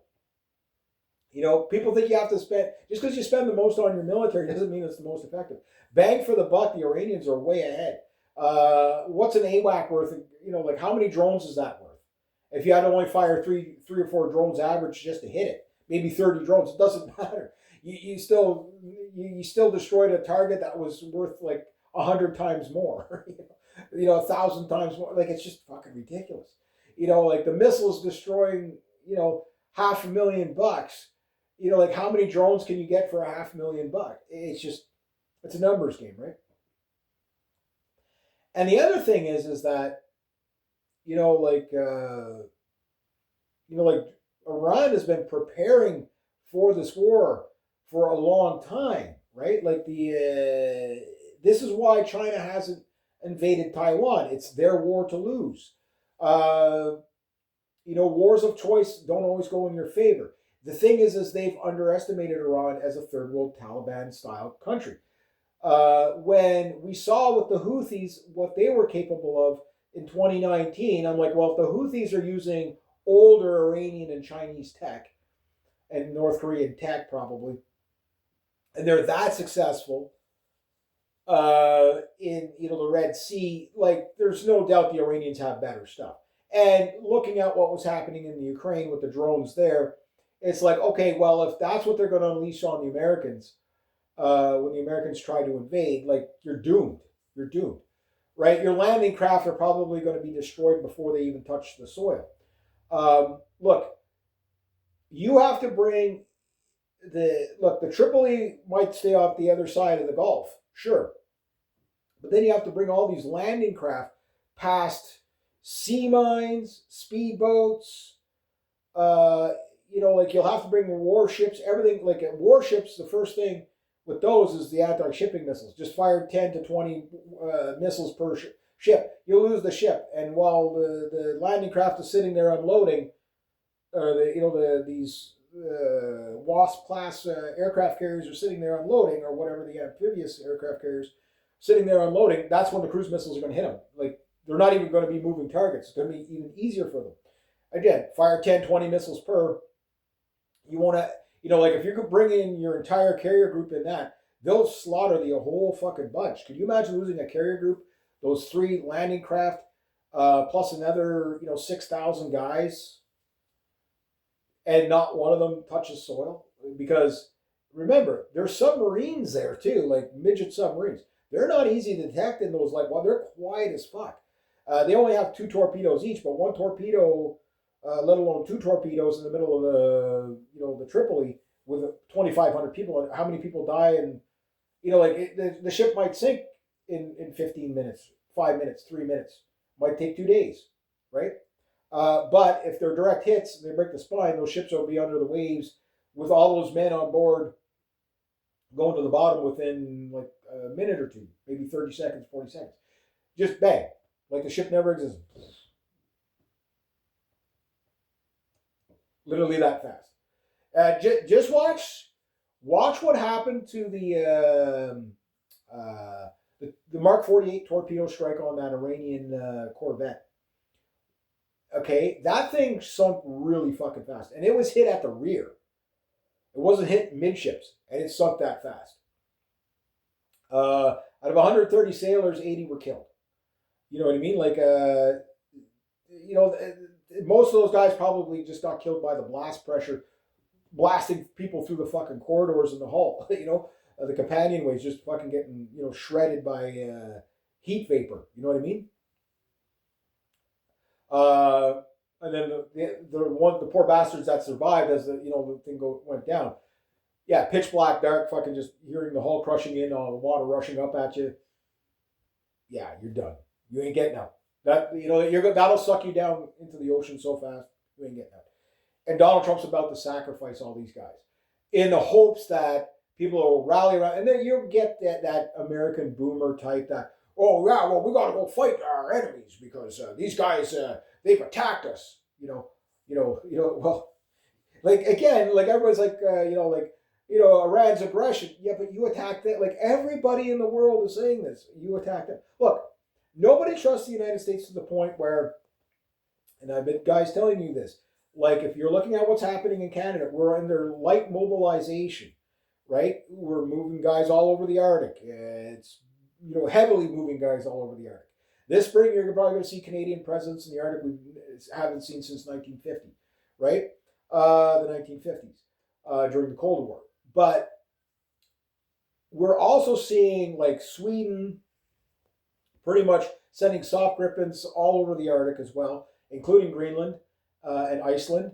And we're seeing special forces dropping off all kinds of equipment, blood donation stuff in Greenland, Because look, Fredrickson, I always forget her name there, but she was saying like, look, we need to, like she wants to make sure her people aren't going to get killed, right? So you got all these special forces guys ready to take out the runways, American runways in Greenland. That's where we're at, right?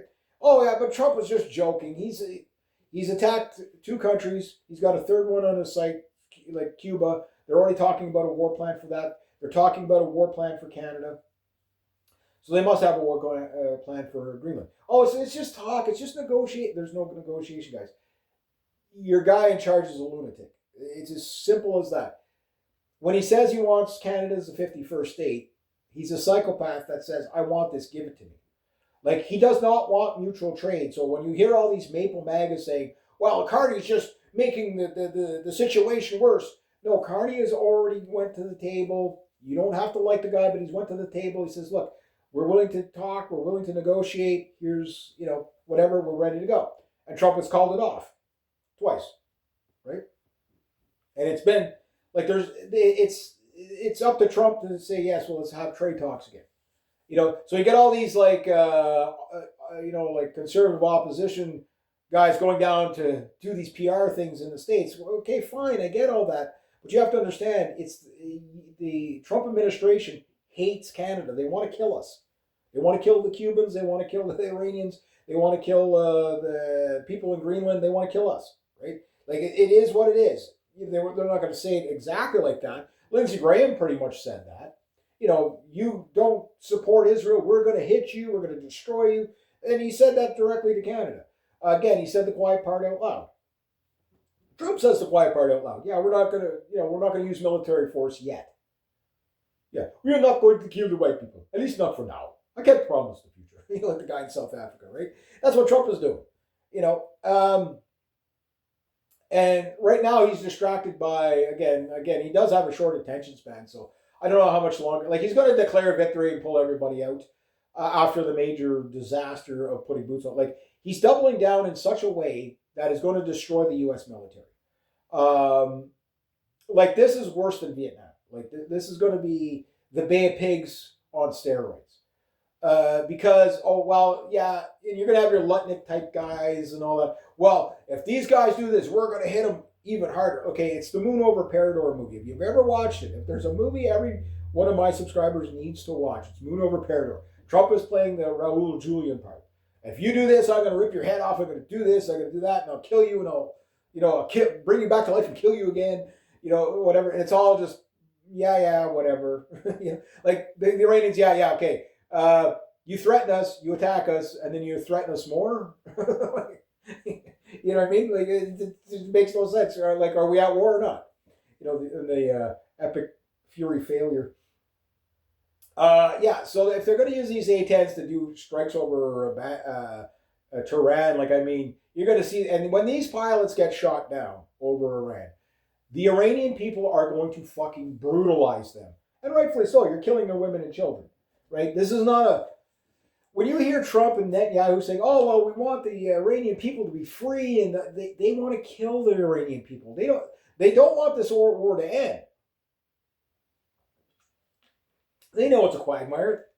They want to vaporize and kill all the Iranian people, and after they're done killing all the Iranian people, and it's mission accomplished for the Greater Israel Project, well, now they have to have the Greater Israel Project too, and then we're going to have to kill all the Egyptians. We're going to have to kill all the Saudis. We're going to have to kill all the Turks. The Turks are next on the list after Iran, according to the IDF. They're already talking about going to war with an ally. Now all these Gulf states, they're having meetings to say, are we going to go to war with Iran or not? Right? Look, there's rumblings that we might see a Assad 2.0 come back to Syria, because trust me, once the IDF loses complete control of the situation, they're not going to be able to keep that guy, that ISIS guy in power in Syria for much longer. And like the Iranians are fighting a defensive posture right now. The Kurds, again, if you got Iran and Turkey saying, okay, well, here, Iraq, they don't want the Kurdish forces fighting against Iran. Okay? Half the Kurds don't want to fight against Iran. there's a section that is, but like the U.S. is not going to be able to supply these guys like they did ISIS because Iran is going to really control that while they're wiping out all the American bases, right? So you're not going to be able to send your Black Hawk helicopters across and drop weapons to ISIS like they did, on camera so many times, you're just not going to be able to do that because right now, the U.S. administration has thrown, even though it's another Israeli war, when you track it, the Ukraine, like it's like okay, yeah, we're going to send all the weapons to Israel now. All the fuel's going. Like the Ukraine's like, you know what I mean? And again, like the Ukrainians, like they're hanging on, and again, I still say they're going to pull a rabbit out of the hat and somehow either stop the Russians in their tracks. Because if, like history legends, that guy does a lot of really deep analysis, and stuff like that, and they've come up with a formula because it's hard to tell what the numbers are. But they used a lot of data search to do what they come up. And they figure right now, yes, the Russians were winning like a 4 to 6 to 1 over the Ukrainians. But they're at a point now where they might be losing a soldier 1 for 1 almost. It's like 1.1 to 1. So for every one Russian soldier that gets killed, they kill 1.1 Ukrainians. That's almost like World War I stalemate. You know what I mean? That is a cost so high. Like 4 or 5 to 1 is a high cost.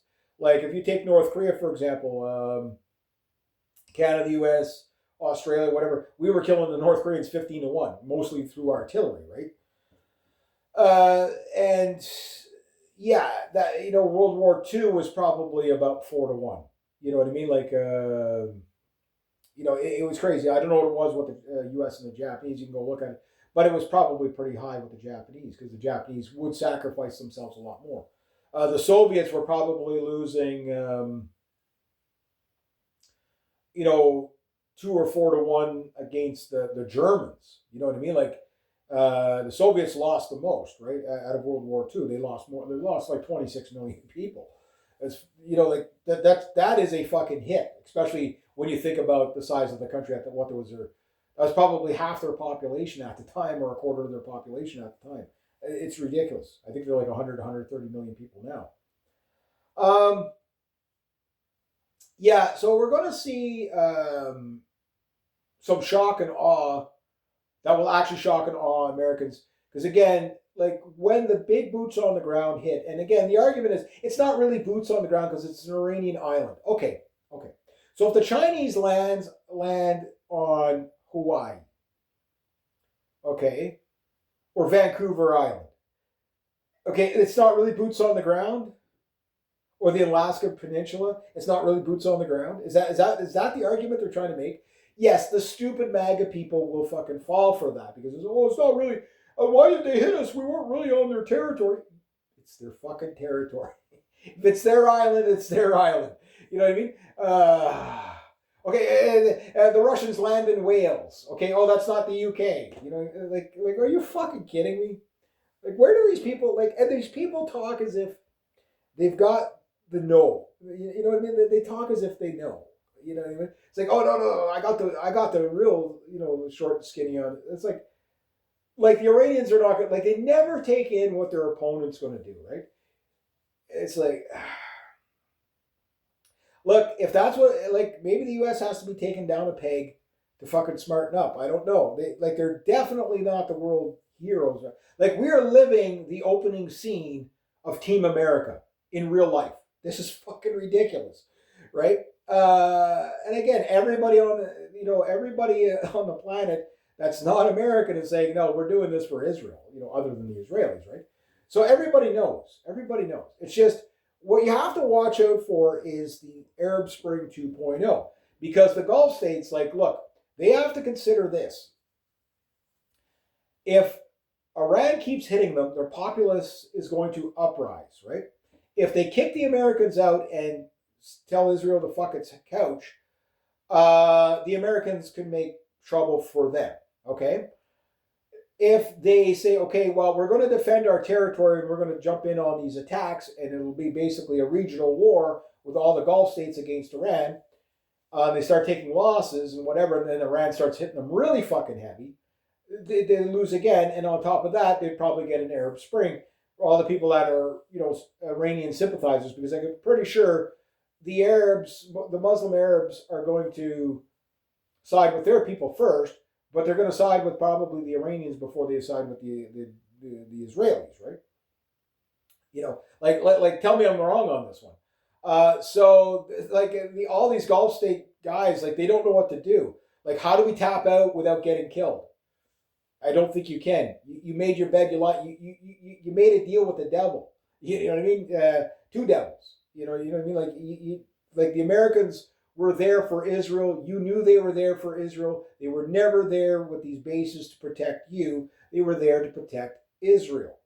And you went along with it because you hated the Iranians. Okay, fine, hate the Iranians, but be smart about it, because these guys can fucking hit you back.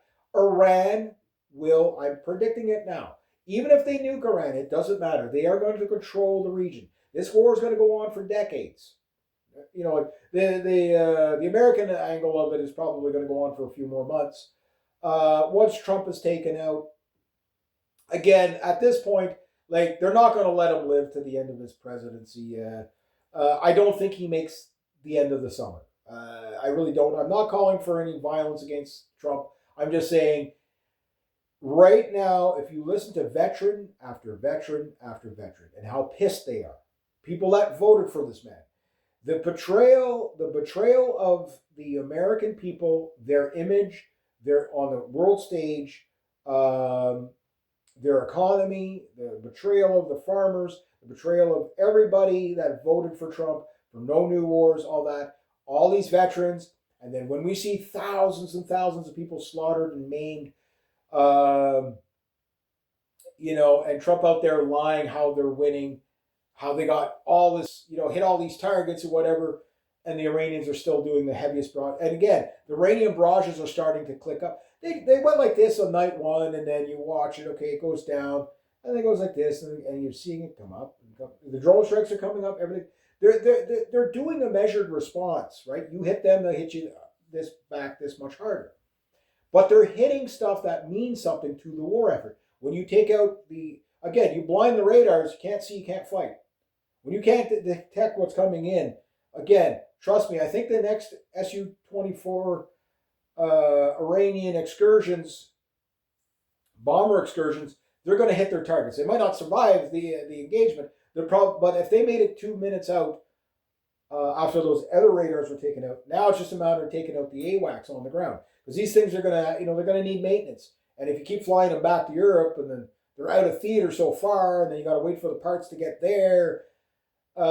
This is why you're seeing the airstrikes from the American side kind of really die down, because like they're in round 3, right? And they were slugging round 1 and round 2 as hard as they could. Now they're starting to tire, right? The Iranians, they swung hard in round 1, paced themselves in round 2, and now they're coming out a little more aggressive in round 3, which is consider a round a week. So I don't think this war can go on for 12 weeks without complete annihilation of the U.S. forces' capabilities and Israeli capabilities, like in the region. The United States is never going to step foot in the Middle East again. They probably won't even let tourists come back. You know what I mean? Yeah, sure, the corrupt governments will sell out the population and bring in foreign workers, and so every government does this right now. But when the migrant crisis really starts in the next couple of weeks, you have to understand, like right now to cross the Mediterranean, the water is like ice cold, right? It's winter right now, right?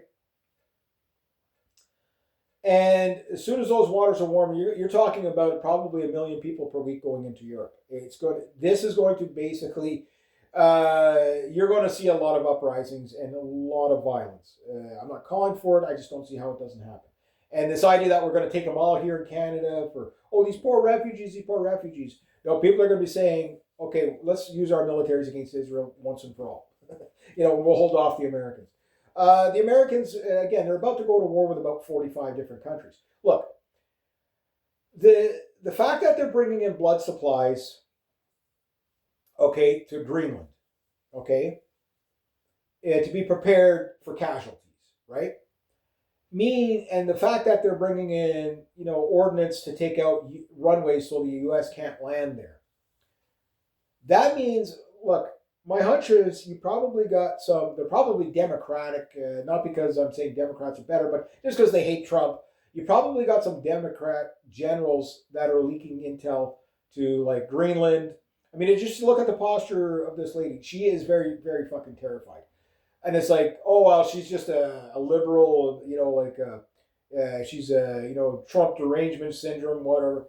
But look, the Nordic Seven were out there. Carney basically saying yes, we will do. He didn't. He said it as diplomatically as he could, but yes, we stand by the sovereignty of our partnership. But he didn't want to. He's not going to come out and say it bombastically to rattle the cage. Why? Because we're preparing. We're in preparing for not just to phase off the Russians, but most likely the biggest threat to Canada, the United States, or Canada and Greenland and places like that, and is basically America. America is the biggest threat to Canada right now. Not China, not Russia. Yeah, there are threats to us too, but no, it's mainly the United States. And the thing is that I'm pretty sure we're getting intel that there is a plan in the works to take us out. Right? That the Trump administration is that fucking insane. They're going to lose. You will lose probably 150 to 200 million Americans in a war against us. We'll lose probably all but about 4 to 8 million people. It'll be about a 30-year war. No, you won't win. We'll probably take 2/3 of the United States in the process. We're definitely going to take Alaska. Your military is not powerful enough. Yes, active duty military, ours, we don't have that many. But we still have about 500,000 veterans, and probably half of them, most of them are Iraqi veterans, which can still fight. These guys know how to make IEDs. They know how to deter people from coming into their territory. Yeah. And then we've got the rock shield, we've got forests, we've got lakes everywhere. Look, the war games are very simple. Land invasion. Okay, the easiest country in the world to probably invade was Ukraine, right? And look at how impossible that is for the Russians, right? And the thing is that Canada is maybe smaller, but in a lot of ways way more advanced than the Ukrainians equipment-wise, right? And we're gaining more advanced stuff, right? So Navy-wise, yes, we got about a factor of 10 to 1 Navy-wise, our warships versus the American warships. But these warships are like to say that the Halifax-class frigates are not as good as the Ollieburgs. It's when the missile hits you, it hits you. Your ship's done. When the torpedo hits you, it hits you. Your Virginia-class subs might be slightly more advanced in some ways, but what I'm telling you is that when you look at the equipment, right? Like there's really not a big difference between a T-72 and an Abrams. There's really not. It's whoever gets the first shot. There's advantages, sure. But at the end of the day, the tactics will outdo the advantages. So when you have tow missiles all over the Arctic, you have tow missiles all over the Canadian rock shield. Again, Highway 16, yes, you could try to roll convoys of whatever, but it will be a new highway of death. You don't have enough gunship helicopters, you don't have enough A-10s, you don't have enough F-16s, whatever, to do that. Even if we're low on air defense. It doesn't, like, Mad Pad launchers are going to take care of most of your landing guys. The 120 millimeter, the 80 millimeter, 81 millimeter, the 60 millimeter mortars, the 52 millimeter mortars, those things are going to kill everybody else. And then the drones. We're already working on specialty drones for ourselves. We just don't have them in mass production. By the time you get ready to invade us, we'll have all that. And right now, we got rocket trucks and stuff like that. Maybe we buy our rocket trucks, the HIMARS from you guys. I know we had about a dozen or 24 or so on the way. Sure, you might have more. You'll have more firepower in the short run, but the cost would be so high. Like, even if we just go with the NATO standard of a 3-to-1 invasion rate, meaning you need 3 times the forces. For every one guy that's dug in, you need 3 guys to get him. That was, I think, that's like 1950s, guys. Like, warfare has completely changed. Warfare has completely changed. And if you have half your guys, look, you already got about 50,000. Okay, this should be the alarm too. If you're bringing in an extra 6,000 guys into the Iranian theater, when you've already got 30 to 50,000 guys there, what is that telling you? That tells you probably have taken massive, massive losses. And I can guarantee you the losses you would take trying to invade Canada. There's a reason why armored columns are not all over the, like, when you do see a tank coming out of the bush in Ukraine, it's by itself, or one or two guys, because as soon as there's a column of tanks, the drones stop it, the anti-tank weapons stop it, and the artillery stops it. You got, like, you can't clump things together. These whole clumping everything together days, that's World War II. 30 guys bunched up behind an Abrams tank, like Desert Storm, or like the IDF is doing, that's World War II. You can't do that. You put 30 guys behind the tank, the drone's going to hit the tank at the rear. It'll take out the tank, but it'll probably injure or kill those 30 guys. You can't do that anymore. Smaller groups, this is what the Ukrainians are doing. This is what the Russians are doing. The smaller little sabotage groups, that's what works. Because they're harder to detect. They're all over the place. They can do hit and run. Look, the dirt bikes are doing better than the tanks. The four-wheelers are doing better than the tanks. The snowmobiles are doing better than the tanks. Why? Because you can move them through the tree lines easier, right? They're fucking using horses and donkeys, you know what I mean, to not get detected. And again, you laugh at the stuff. It's like the dog sled thing that Trump was laughing about in Greenland. The reason why they use the dog sleds is because they don't break down. You can get, they're the most reliable thing to get forces, light forces, sabotage forces around. They basically, that's how they stopped the Nazis, right? Sure, that was World War II, but like, again, it was dog sleds, So snowmobiles and dog sleds are going to be what's going to control the Arctic and four-wheelers. Not, you got a four-wheeler with a tow missile on it, or a side-by-side with a tow missile on the top of it. Look, they did this in the desert with the fast-moving, doom buggies, right? They work good because they move fast. They're hard to hit. The dirt bikes are hard to hit. Like you can't lock onto them. They're too fast. They're too squirrely, right? They're hard to hit with drones. That's why they're using them. They can't take a hit, but they're hard to hit, right? Sometimes that's all you need. Now, got some guy dug in under a bunch of cold rock, sitting there with a tow missile, or, if we get some new anti-tank missiles, maybe we get the NLAW. If we get the NLAWs, like, nobody's going to invade us. Why? Because you'll be dead. Like, those things, you can fire them from the inside of a building. They're probably one next to the spike, which we have, which could fire over tree lines. Like, it's not only the Hellfire that does this, right? So the forward observers, you got two guys dug in. Yeah, you'll find a few of them with the drones, but you won't find them all. And you probably won't find them fast enough before they can destroy your convoys. Like, every farm you pass is going to have a tank sitting in it. We don't need a lot of tanks at this point. Anti-tank weapons and drones are going to be watch what happens in Iran, and then add trees. That's what you see. The only thing we don't have that Iran has more of is air defense. We have old air defense, but we got to bring that out. But we're getting new air defense. And again, it takes time to train this up, but like lightweight stuff we have. Like, again, this idea of having complete domination. Like, again, we know what to blind first. Like, Canada knows where. Like, we've worked alongside your guys. We know what to hit. Like, our NORAD guys know how to blind your radars. They know exactly where to hit. You know what I mean? We have, out of all the top 10 snipers in the world, Canada's about 5 out of those 10. Like, we know how to send out hit teams. Like, again,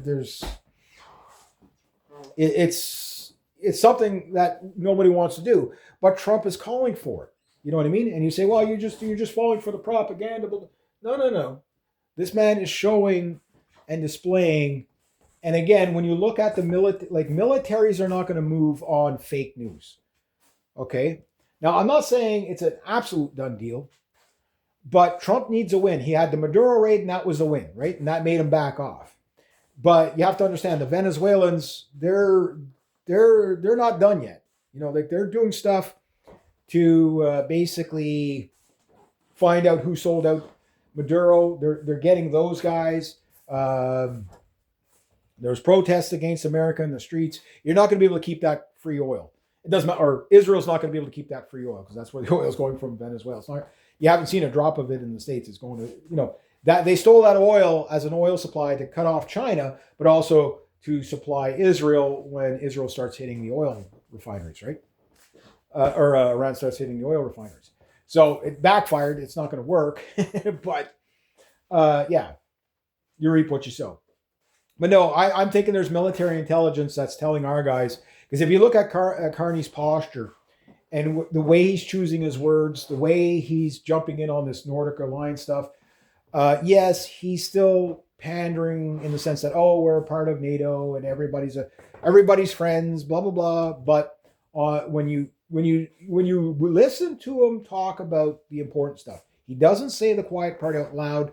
He's kind of like Putin in the sense where he speaks a little bit in riddles and tongues, just not as clever. That's not no praise for Putin. It's the way the guy is. Right? He's like Stephen Harper said, he's a real life Bond villain. Like he's literally a real life Bond villain. The guy's very sneaky. He's very crafty with his words. So is Carney to a degree, because Trump, he works on a very lowbrow level and he's very temperamental. So if you say something, there's an instant tirade. So the quiet part out loud is that the Nordic Seven are saying that we're ready to defend Greenland should it come to that. We're going to stockpile blood there for mass casualties, and we have the abilities to take out the runways and the troops. Like there's not a lot of troops in Greenland, and they're not fighting troops or surveillance troops, right?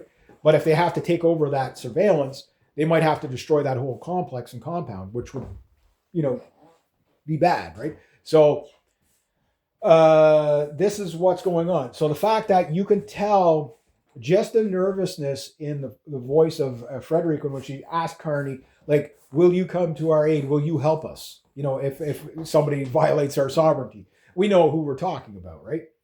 And Carney is basically, yes, we're gonna do that. So what Carney's telling us is that we could be going to the war with the United States. Now the question is, what we don't know is Trump going to attack Cuba, Greenland, or Canada first? You know what I mean? Like when he's like, you have to understand the Zionist lobby, they are the ones, again, the Maduro raid was done on behalf of Israel. Ukraine is done on behalf of Israel. The whole Middle East is done on behalf of Israel, right? These people are insane. I've been tracking it for years. All wars are Israeli wars. All wars are Jew wars. All wars are basically banker wars. That's irrefutable at this point. And there's still people that won't accept it. They'll just call you anti-Semite or whatever, but you can't prove me wrong. That's the problem. This is the evidence I get from the horse's mouth. Like, you don't have to dig deep to find this out. You just have to be willing to listen a little bit to the actual people in power, and they'll tell you everything you need to know. That's how scary it is. So when Trump sees a disaster, like, again, yes, you'll go kill a lot of Iranian civilians, but you're not going to win the war. Iran has already won the war. You just don't know it yet. They won it on the first shot. Like they're like, okay, well, if you keep walking into the ammunition, that's your problem. Like that's what the Iranians are telling you. We're hitting these bases. Don't be there. These bases, there's no way to protect these bases.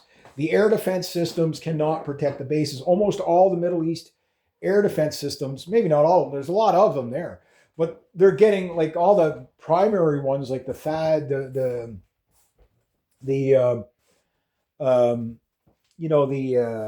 I don't know about the David Sling and Arrow 3 systems and Arrow 2 systems. I don't know if they must have taken those out by now. The Patriot systems, like these are the best air defense systems for long range air defense in the world. The most powerful radar on the planet was taken out. $1.2 billion radars. That thing is not going to be built for another 8-10 years to replace that. Yeah, so the Middle East is basically, the Gulf states are blind to what's coming in from Iran. You don't know until it's like too late. So the only thing that's going to catch it is AWACS. So you start taking out the AWACS. They took out the ground radars and targeting systems and launchers, almost all the bases, so that now you can't maintain anything, in the region. So again, with the Saudi coalition, with the Gulf states, like, how are they going to fight back? You know what I mean? Because like there's a Gulf there, so they can't just run across the Gulf and like roll tanks across the Gulf. They can't. You know what I mean? Again, the Iranian strategy is just sit at home and watch TV and fire a rocket. Like it's again the Iranian IRGC, like they get a good night's sleep every night. You know what I mean? Like, yeah, sure, they're getting bombed and stuff like that, but like these guys aren't running fatigue, paranoid about not getting, the Israelis. Like the Israeli people are freaking out. Like they're like, oh my God, we got to live in fucking bomb shelters for the rest of our lives. And again, this idea that all these rockets coming in and like 2 people die, 3 people die. Like when you see half of a building getting vaporized, all the people didn't make it into the fucking bomb shelter. You know what I mean? Because they don't know which building's getting hit. You know what I mean? They don't know. Unless Iran announces we're going to be taking this out, get out of there. Don't stand near this, don't stand near that. That's what we're going to hit. You know what I mean? You got people out on the street while the rocket attacks are going. Tons of footage of that. They've told the Israeli people that the Iranian rockets are sophisticated enough that if you're lying flat on the ground, they can't hurt you. Yeah, duck and cover, guys. Duck and cover. Yeah, there we go. Yeah, they did the, yeah. And again, I understand, like, the people, like, again, I know, like, not all the Israelis are in on this, whatever. But the majority of them do supported the war. Now, you can't sit there and chicken out now. You wanted this, It's just what you were thinking was you were going to hit them and Iran was just going to take it lying down, right? Because we're the big bad whoever. No, that's the problem with bullies. They're always stunned when people hit back. And again, right now, the bad guys of the world is the United States and Israel. I'm not saying I love the Iranians, but I think the rest of the world is pretty much agreeing there that this was a war of choice on behalf of Israel. And of course, you got Netanyahu out there. Yeah, I'm pretty sure he's alive. Saying that, America dragged us into it, They did. Then they didn't. Because like he's got to keep Trump happy because Trump's a fucking retard. You'll just lash out at anybody, right? And again, you have to understand it was a joint venture on behalf of Israel. This idea that poor Israel's getting dragged into this war because of America, yeah, really. Yeah. There are people that believe that because what they're doing is they're trying to defend Israel, right? Like Jews can never be held to account for anything. Like they can't self-reflect as a people. Not all of them, but most of them can't. That's why I got to pick on them, If they didn't attack Iran, you would still have oil. Like again, Trump out there calling everybody cowards for not jumping in on this, but it's like it's not a NATO war. You chose the war. You know what I mean? You can't say that we're, America's the only one trying to open the Strait of Hormuz, and you guys are cowards. You won't take any risk because you benefit from that oil too. Well, yeah, but you fucked our economies. You know what I mean? We were benefiting from that oil until you fucked it up. You broke it, you fix it.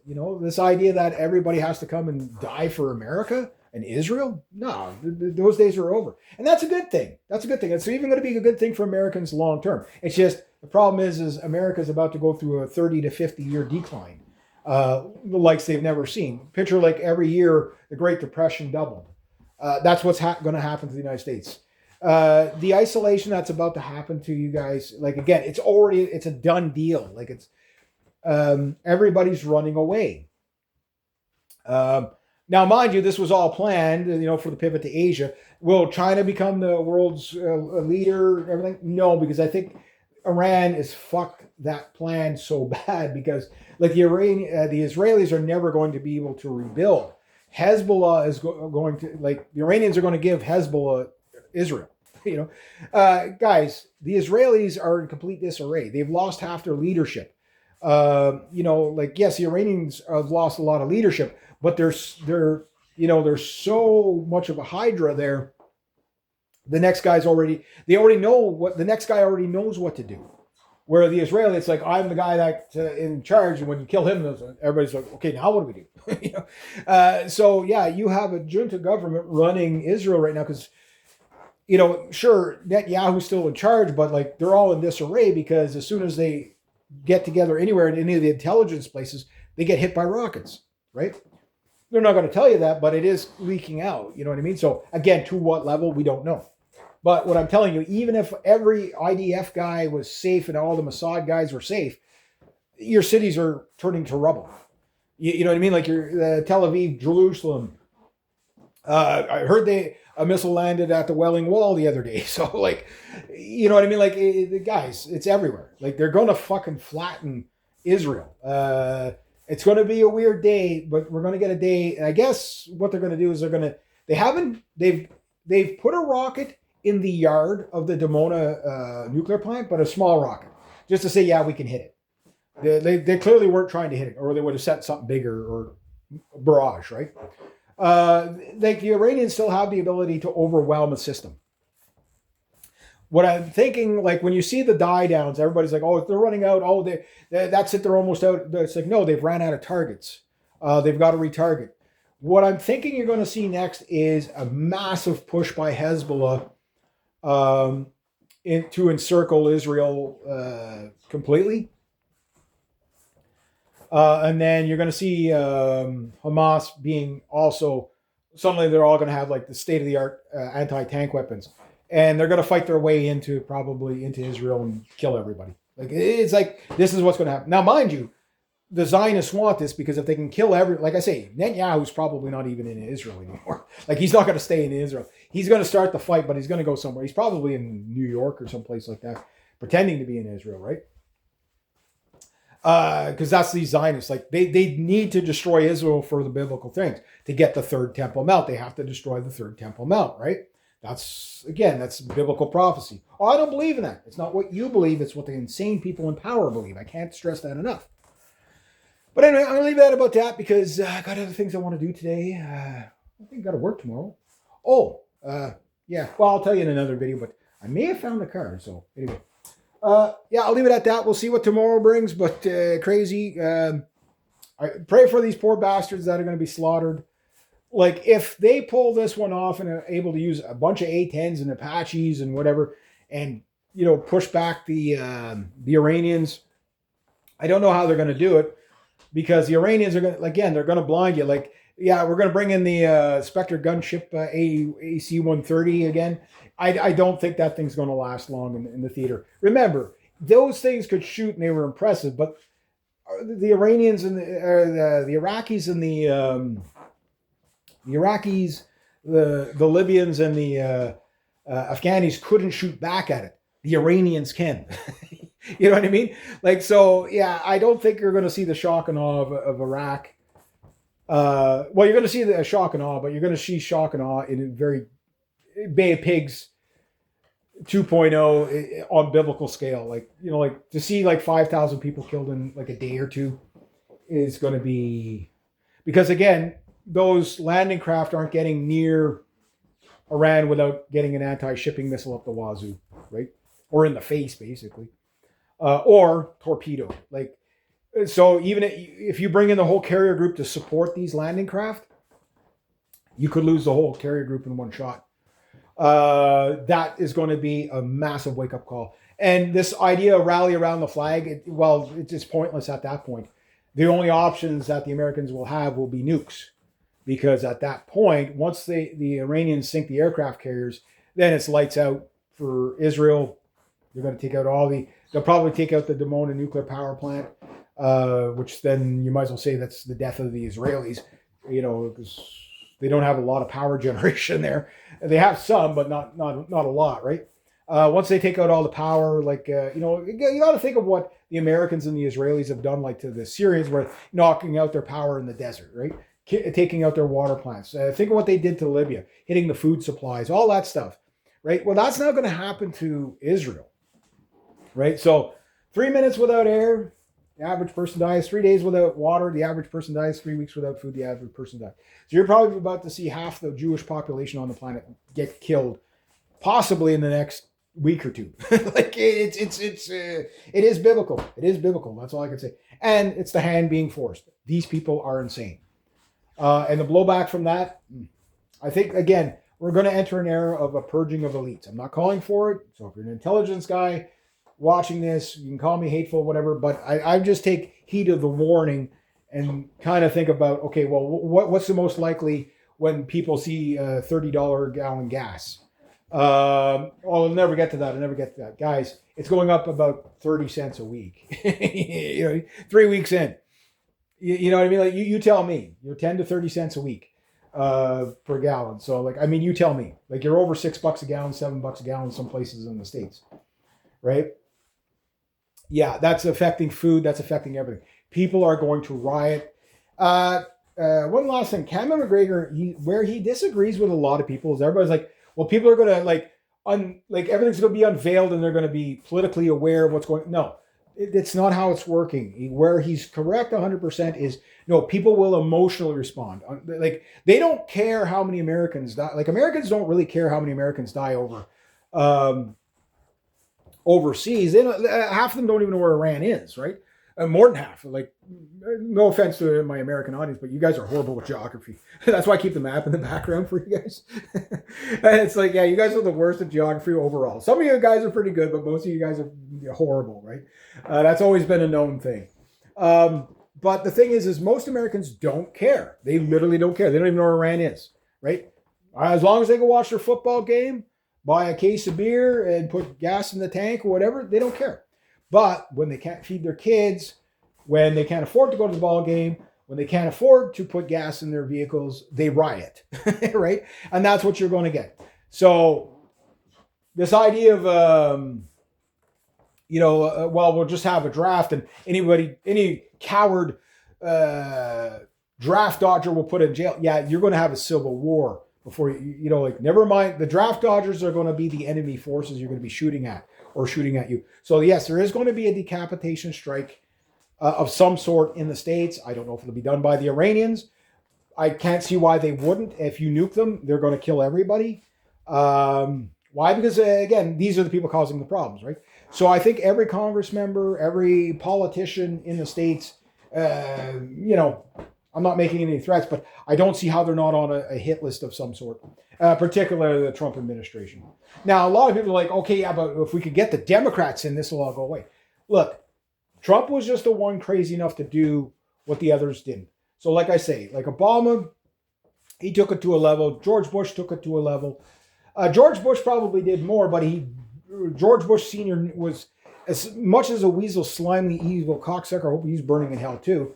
At least he was smart enough with the propaganda to get manufactured consent. Trump is using bravado and ego to get manufactured consent. And the difference is that it doesn't hold up. Like, look, the Bush administration, incubator babies, total lie, right? Total lie. Very well proven, total lie. Weapons of mass destruction, total lie. Get everybody feared after 9/11 to the point where it's like,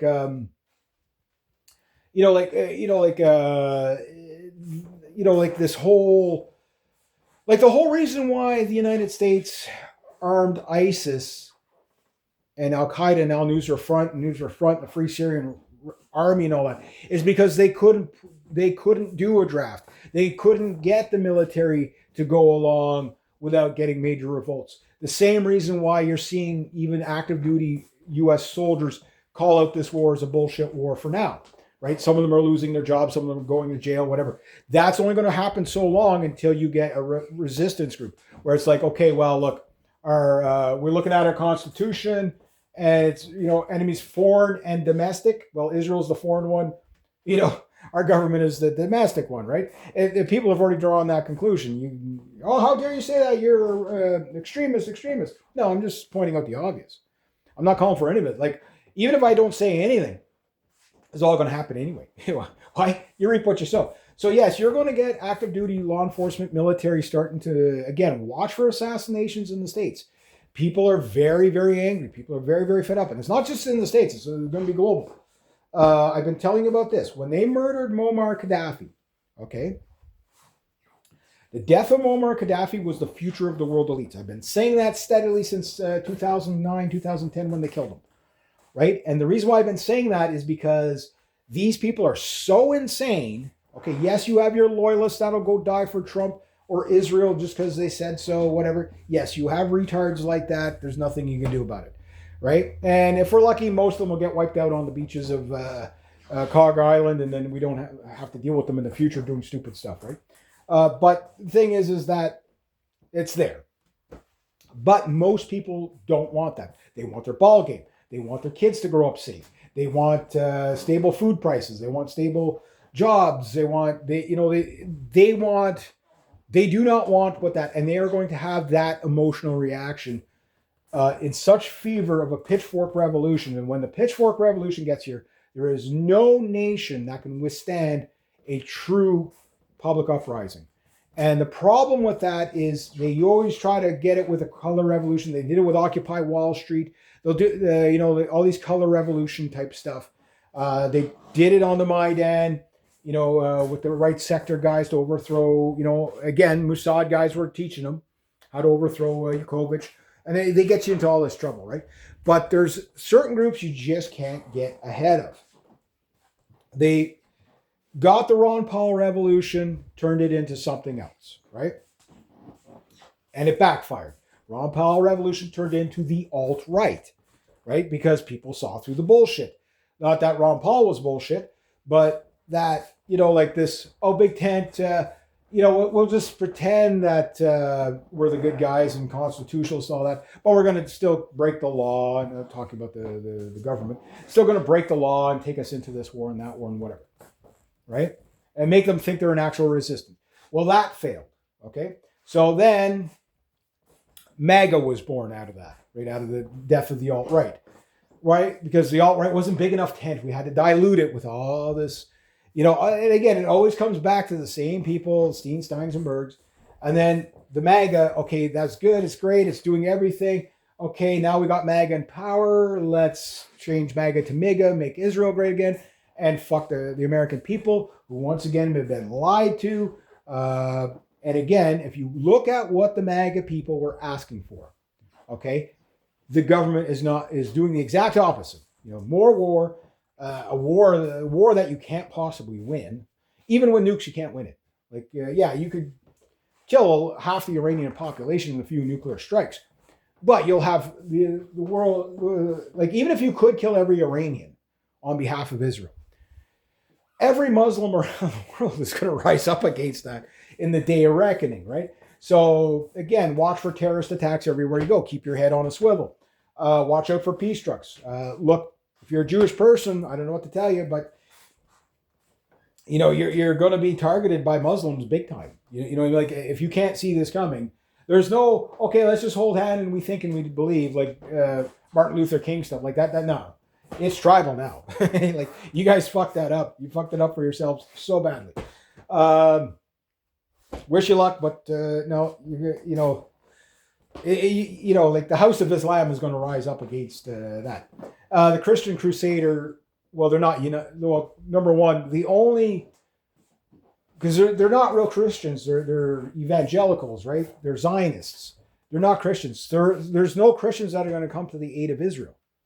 There's people that are claiming to be Christians, but they're not. If they're pro-Zionist, they're Zionists. There's 70 million of them in the States, which is a big, but how many of them are of fighting age and stuff like that? And they're going to be whisked off to a foreign land to die, right? So they're not going to help you domestically, you know what I mean? And obviously the atheist people, they hate Israel because they think they're all white people, but I don't know how they get that, but they look at Netanyahu, and who's, I think, Polish originally, but whatever. He is an Israeli. He's not a true Pole. He is an Israeli. So a lot of people there's always this. Oh no, but see, he's the false Jew. He's not really Jew. He's Jewish. He's Jewish. Again, the gaslighting and the scapegoating is not going to work anymore. Nobody wants this, and it's only these fucking psychos that do, right? But I'm like, just stand back. Don't get caught in the crossfire. Prep wisely. Keep your head on a swivel. Don't engage it. Let it burn itself out. Yes, there's going to be a lot of innocent people killed. There already has been. Look, there is a lot of innocent Israelis that didn't want any of this that got killed, right? I can acknowledge that. But what I'm telling you is, like the Iranians, you see all these Iranians, they're overthrowing the regime and blah, blah. Half of these Iranian spokespeople on the media telling that they're getting rid of all the, this evil regime, blah, blah, blah, which it is an evil regime. I'm not denying that. But look at the origins of those people. Yeah, they're Iranian, but they're Iranian Jews. Oh, they don't tell you that part, right? And So the chances are they're probably Mossad agents. That's what I'm telling you. But no, there is Iranians that are, I'm pretty sure every Iranian hates their government the same way every Canadian hates their government, every American pretty much hates their government. But they hate the Americans trying to liberate them much more than they hate their government, right? And the Iranians definitely have a rally around the flag. I'd probably say 80% of Iran is in support of their forces, right? You're not getting... There's a reason why, again, they've tried color revolutions in Iran. Even the Mossad has had to come out and say, look, we can't just do a color revolution in Iran and get them to overthrow their governments like you did in Ukraine and Syria. And so they're too unified, right? So even if they have their problems with their Ayatollahs and whatever, and a lot of the shit you see about Iran on TV, there's truth to it, right? It's the same thing with Venezuela. Yes, there is a pressure regime in Iran. There's no doubt about that. But there is women walking around like normal Western women as well. They don't tell you that part. They just give you the hijab and niqab girls. Look how oppressed they are. And then they don't show you the girls over there in the mini skirts, right? So there's it's literally like that. Again, just do tourism. If you want to see how much bullshit there is, just watch tourism channels. It's like, oh, this place is so evil by the media, and then you go there and it's like a paradise. And again, but again, these places are dystopic, right? They're dystopic, like the Saudi. If you got money and you're in Saudi Arabia, pre-war here, you probably got it pretty good. If you're a Saudi citizen, you probably got it really good. If you're not a Saudi citizen, probably not so good, right? It's a different world. That's all I'm saying. But yeah, we'll see how this plays out. The assets being lost by America and Israel is really, really bad. Trump is not a conservative. There's nothing he's conserving. He's just a Zionist. That's all he is. And again, I don't know how long they're going to be able to keep him because he's failed his mission. Look. Hitler had guys take cyanide pills when they failed, right? But the thing is that they were brainwashed enough to just do it. It's like, hell, go up by cyanide, right? And a little capsule in the back of your teeth, right? Trump, well, they're going to have to take him out because he failed, right? He got Israel destroyed because every piece of American equipment, again, these are like your Lutnet type of guys that everything we have is so good. Our F-22s are so good and our F-35s are invincible and everything's invincible and our aircraft carriers. And you find out the stuff's not invincible and it only works half as good as advertised, if that. You know what I mean? And then you got all these people dead and you got shit burning and blowing up. Look, the loss of 7 to 11 tankers, these super drones, the F-35s, you might be down by 8 F-35s. Those things take like a year. They can only build about 20 or 30 of them a year, maybe 50. You know what I mean? And that's like max production. That's max production rate, right? So those things, those things are gone. F-15s, the vulnerable, the invaluable F-15, well proven in battle, yeah. In a aircraft versus aircraft scenario, the F-15 is still a great aircraft.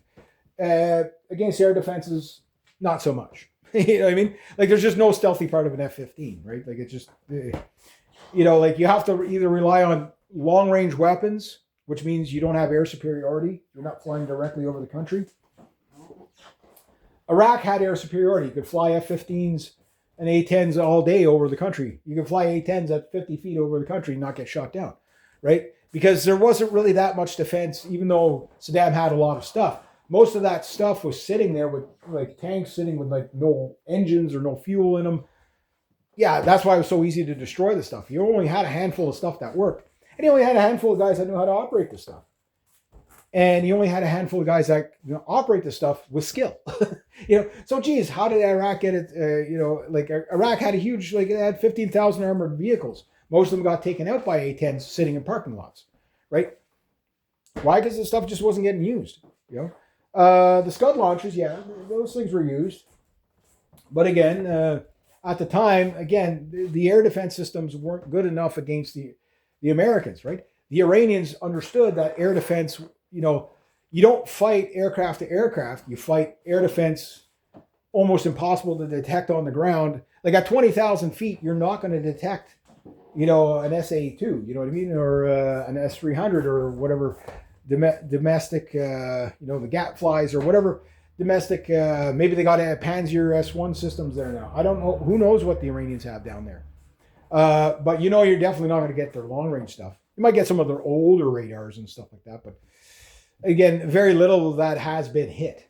The footage is there because if they were hit, like if you look at the footage from Iraq, everything that was of a value that was hit, you got to see all the Apache gun. Like there's just endless hours of Apache gunship helicopter stuff. Mainstream media news almost every night. Oh, look at this. They took out this. They took out that. You're seeing some of it, right? But you're not seeing a lot. You're mostly seeing delivery trucks. And most of these are delivery trucks because the odds of hitting an actual rocket truck, a covert rocket truck is like probably 1 in 1,000. They've got like 3 million shipping containers there.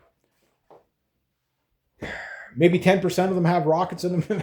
You know what I mean? So what are you hitting? You're dropping a lot of bombs on some really low level targets just as a guess and a whim. You're not winning the war when you're doing that. The cost to the American people is going to be biblical. It's going to last for generations. The anger and the rage is going to fester. That's all I'm saying. So I'm not making any threats. It is what it is. This is what the government has decided that was the worst for the people, and they went along with it. And and then don't worry, there's all these people, oh, Canada's so fucked, blah, blah. It's like, yeah, but we're not as fucked as you guys right now. And that's not a ha-ha thing. This is a very bad thing. I don't want to see this happening to the American people. Like Donald Trump is the worst thing that, like, at this point, if you hear anybody saying, oh, well, it would have been so much worse if Kamala Harris would have gone, slapped them. Yeah, it would have been bad, but it wouldn't have been this bad. Like Trump, it's his ego that got you into trouble. And again, listen to like these cokehead fucking people that are around him. Yeah, we could take out these guys. We could take out these guys. We'll just steal their oil. We'll just take this. We'll just take that. Pillage the village. You know what I mean? And it's just like, no, you can't. No, you can't. And again, Iran is the most powerful and most advanced enemy America's ever fought. This is proof. This is what I was warning you guys for about a decade. I told you way back 10 years ago that watch what these guys are doing because they're gearing up to fight an asymmetrical war that they can win. You know what I mean? Look, you're just not going to be able to take out, stuff that's 1,500 feet into a mountain. You know what I mean? Nukes are not going to do anything against that. The radiation isn't even going to seep into there. And these guys, again, are they replenishing the heavy rockets fast? I don't know. If they could build 100 rockets a year, that's enough. But the drones, if they're, and I believe them, if you look at some of the footage of the drone stuff, they probably are replacing these drones faster than they say. It's just, how long do they have materials to build drones? Maybe they have 5 years worth of material. I don't know. How many Americans will be dead in 5 years trying to fight this war? You know what I mean? Like, who's gonna like the draft is gonna kick off a civil war in the United States and massive uprisings. Like, the reason why they got rid of the draft was because in Vietnam it was so unpopular. It was getting to the point where they weren't able to control the domestic population's protests. So they made the draft a thing of the past, and instead, the military was volunteer. So if you volunteer, you got sent. There's nothing you can bitch about, right? And that's where we're at now. So these guys that that were on deployment forever and a day, again, were they sabotaging the toilet bowls and laundry systems just to get to go home? I don't know. Maybe. I think it's a little bit more complicated than that. I'm thinking what it's probably more like is you have sympathizers within the military that were sabotaging the ship. That makes more sense, or it's, the cover story because they've got whacked by a couple of missiles, by the Iranians. And it's like, oh, fuck, they actually hit us. But you can't tell the American people that an aircraft carrier, the top aircraft carrier in the world that's ever been built, has gotten hit by an anti-shipping missile, or even more embarrassingly, a Shahed drone, because how did it not defend itself against that slow thing? It's like coming in at 70 miles an hour. It's like, how did you not detect it? Blah, blah, blah, all these things. How did, a a $30,000 drone make a $13 billion aircraft carrier obsolete? Like that. There's going to be some questions there, right? It would demoralize everybody if you know that you can face death when you're on what's supposedly the most impervious battle equipment in history, right? The aircraft carrier. But yeah, we'll see. But anyway, we'll see what chaos tomorrow brings. I don't know if I'll have a report tomorrow, just due to the fact that I got to work tomorrow. But if not, don't worry, you'll be entertained. So anyway, stay safe, keep your head on a swivel. Look, I get it. Not everybody's going to like what I have to say. I don't do political correct. You guys know that. There's no point in it, like just to save a couple of subscribers or whatever. No, like either you can handle the truth or you can't handle the truth. Look, do I want the situation to be the way it is? No. But it is what it is. And if you want to be prepared, you have to know what is coming at you. And then it's as simple as that. And right now, economically, like people don't realize all this oil getting taken offline, how many products, like it's not just about putting gas in your car. That's part one. There's everything that is built with oil. With pretty much anything made with plastic is made with oil. The gases, the oils, the fertilizers, all that stuff, especially the fertilizers. The amount of people that are about to starve to death is going to be on biblical scales. Like it's, yeah, evil. It's pure evil what we're seeing. Pure evil. Anyway, there we go.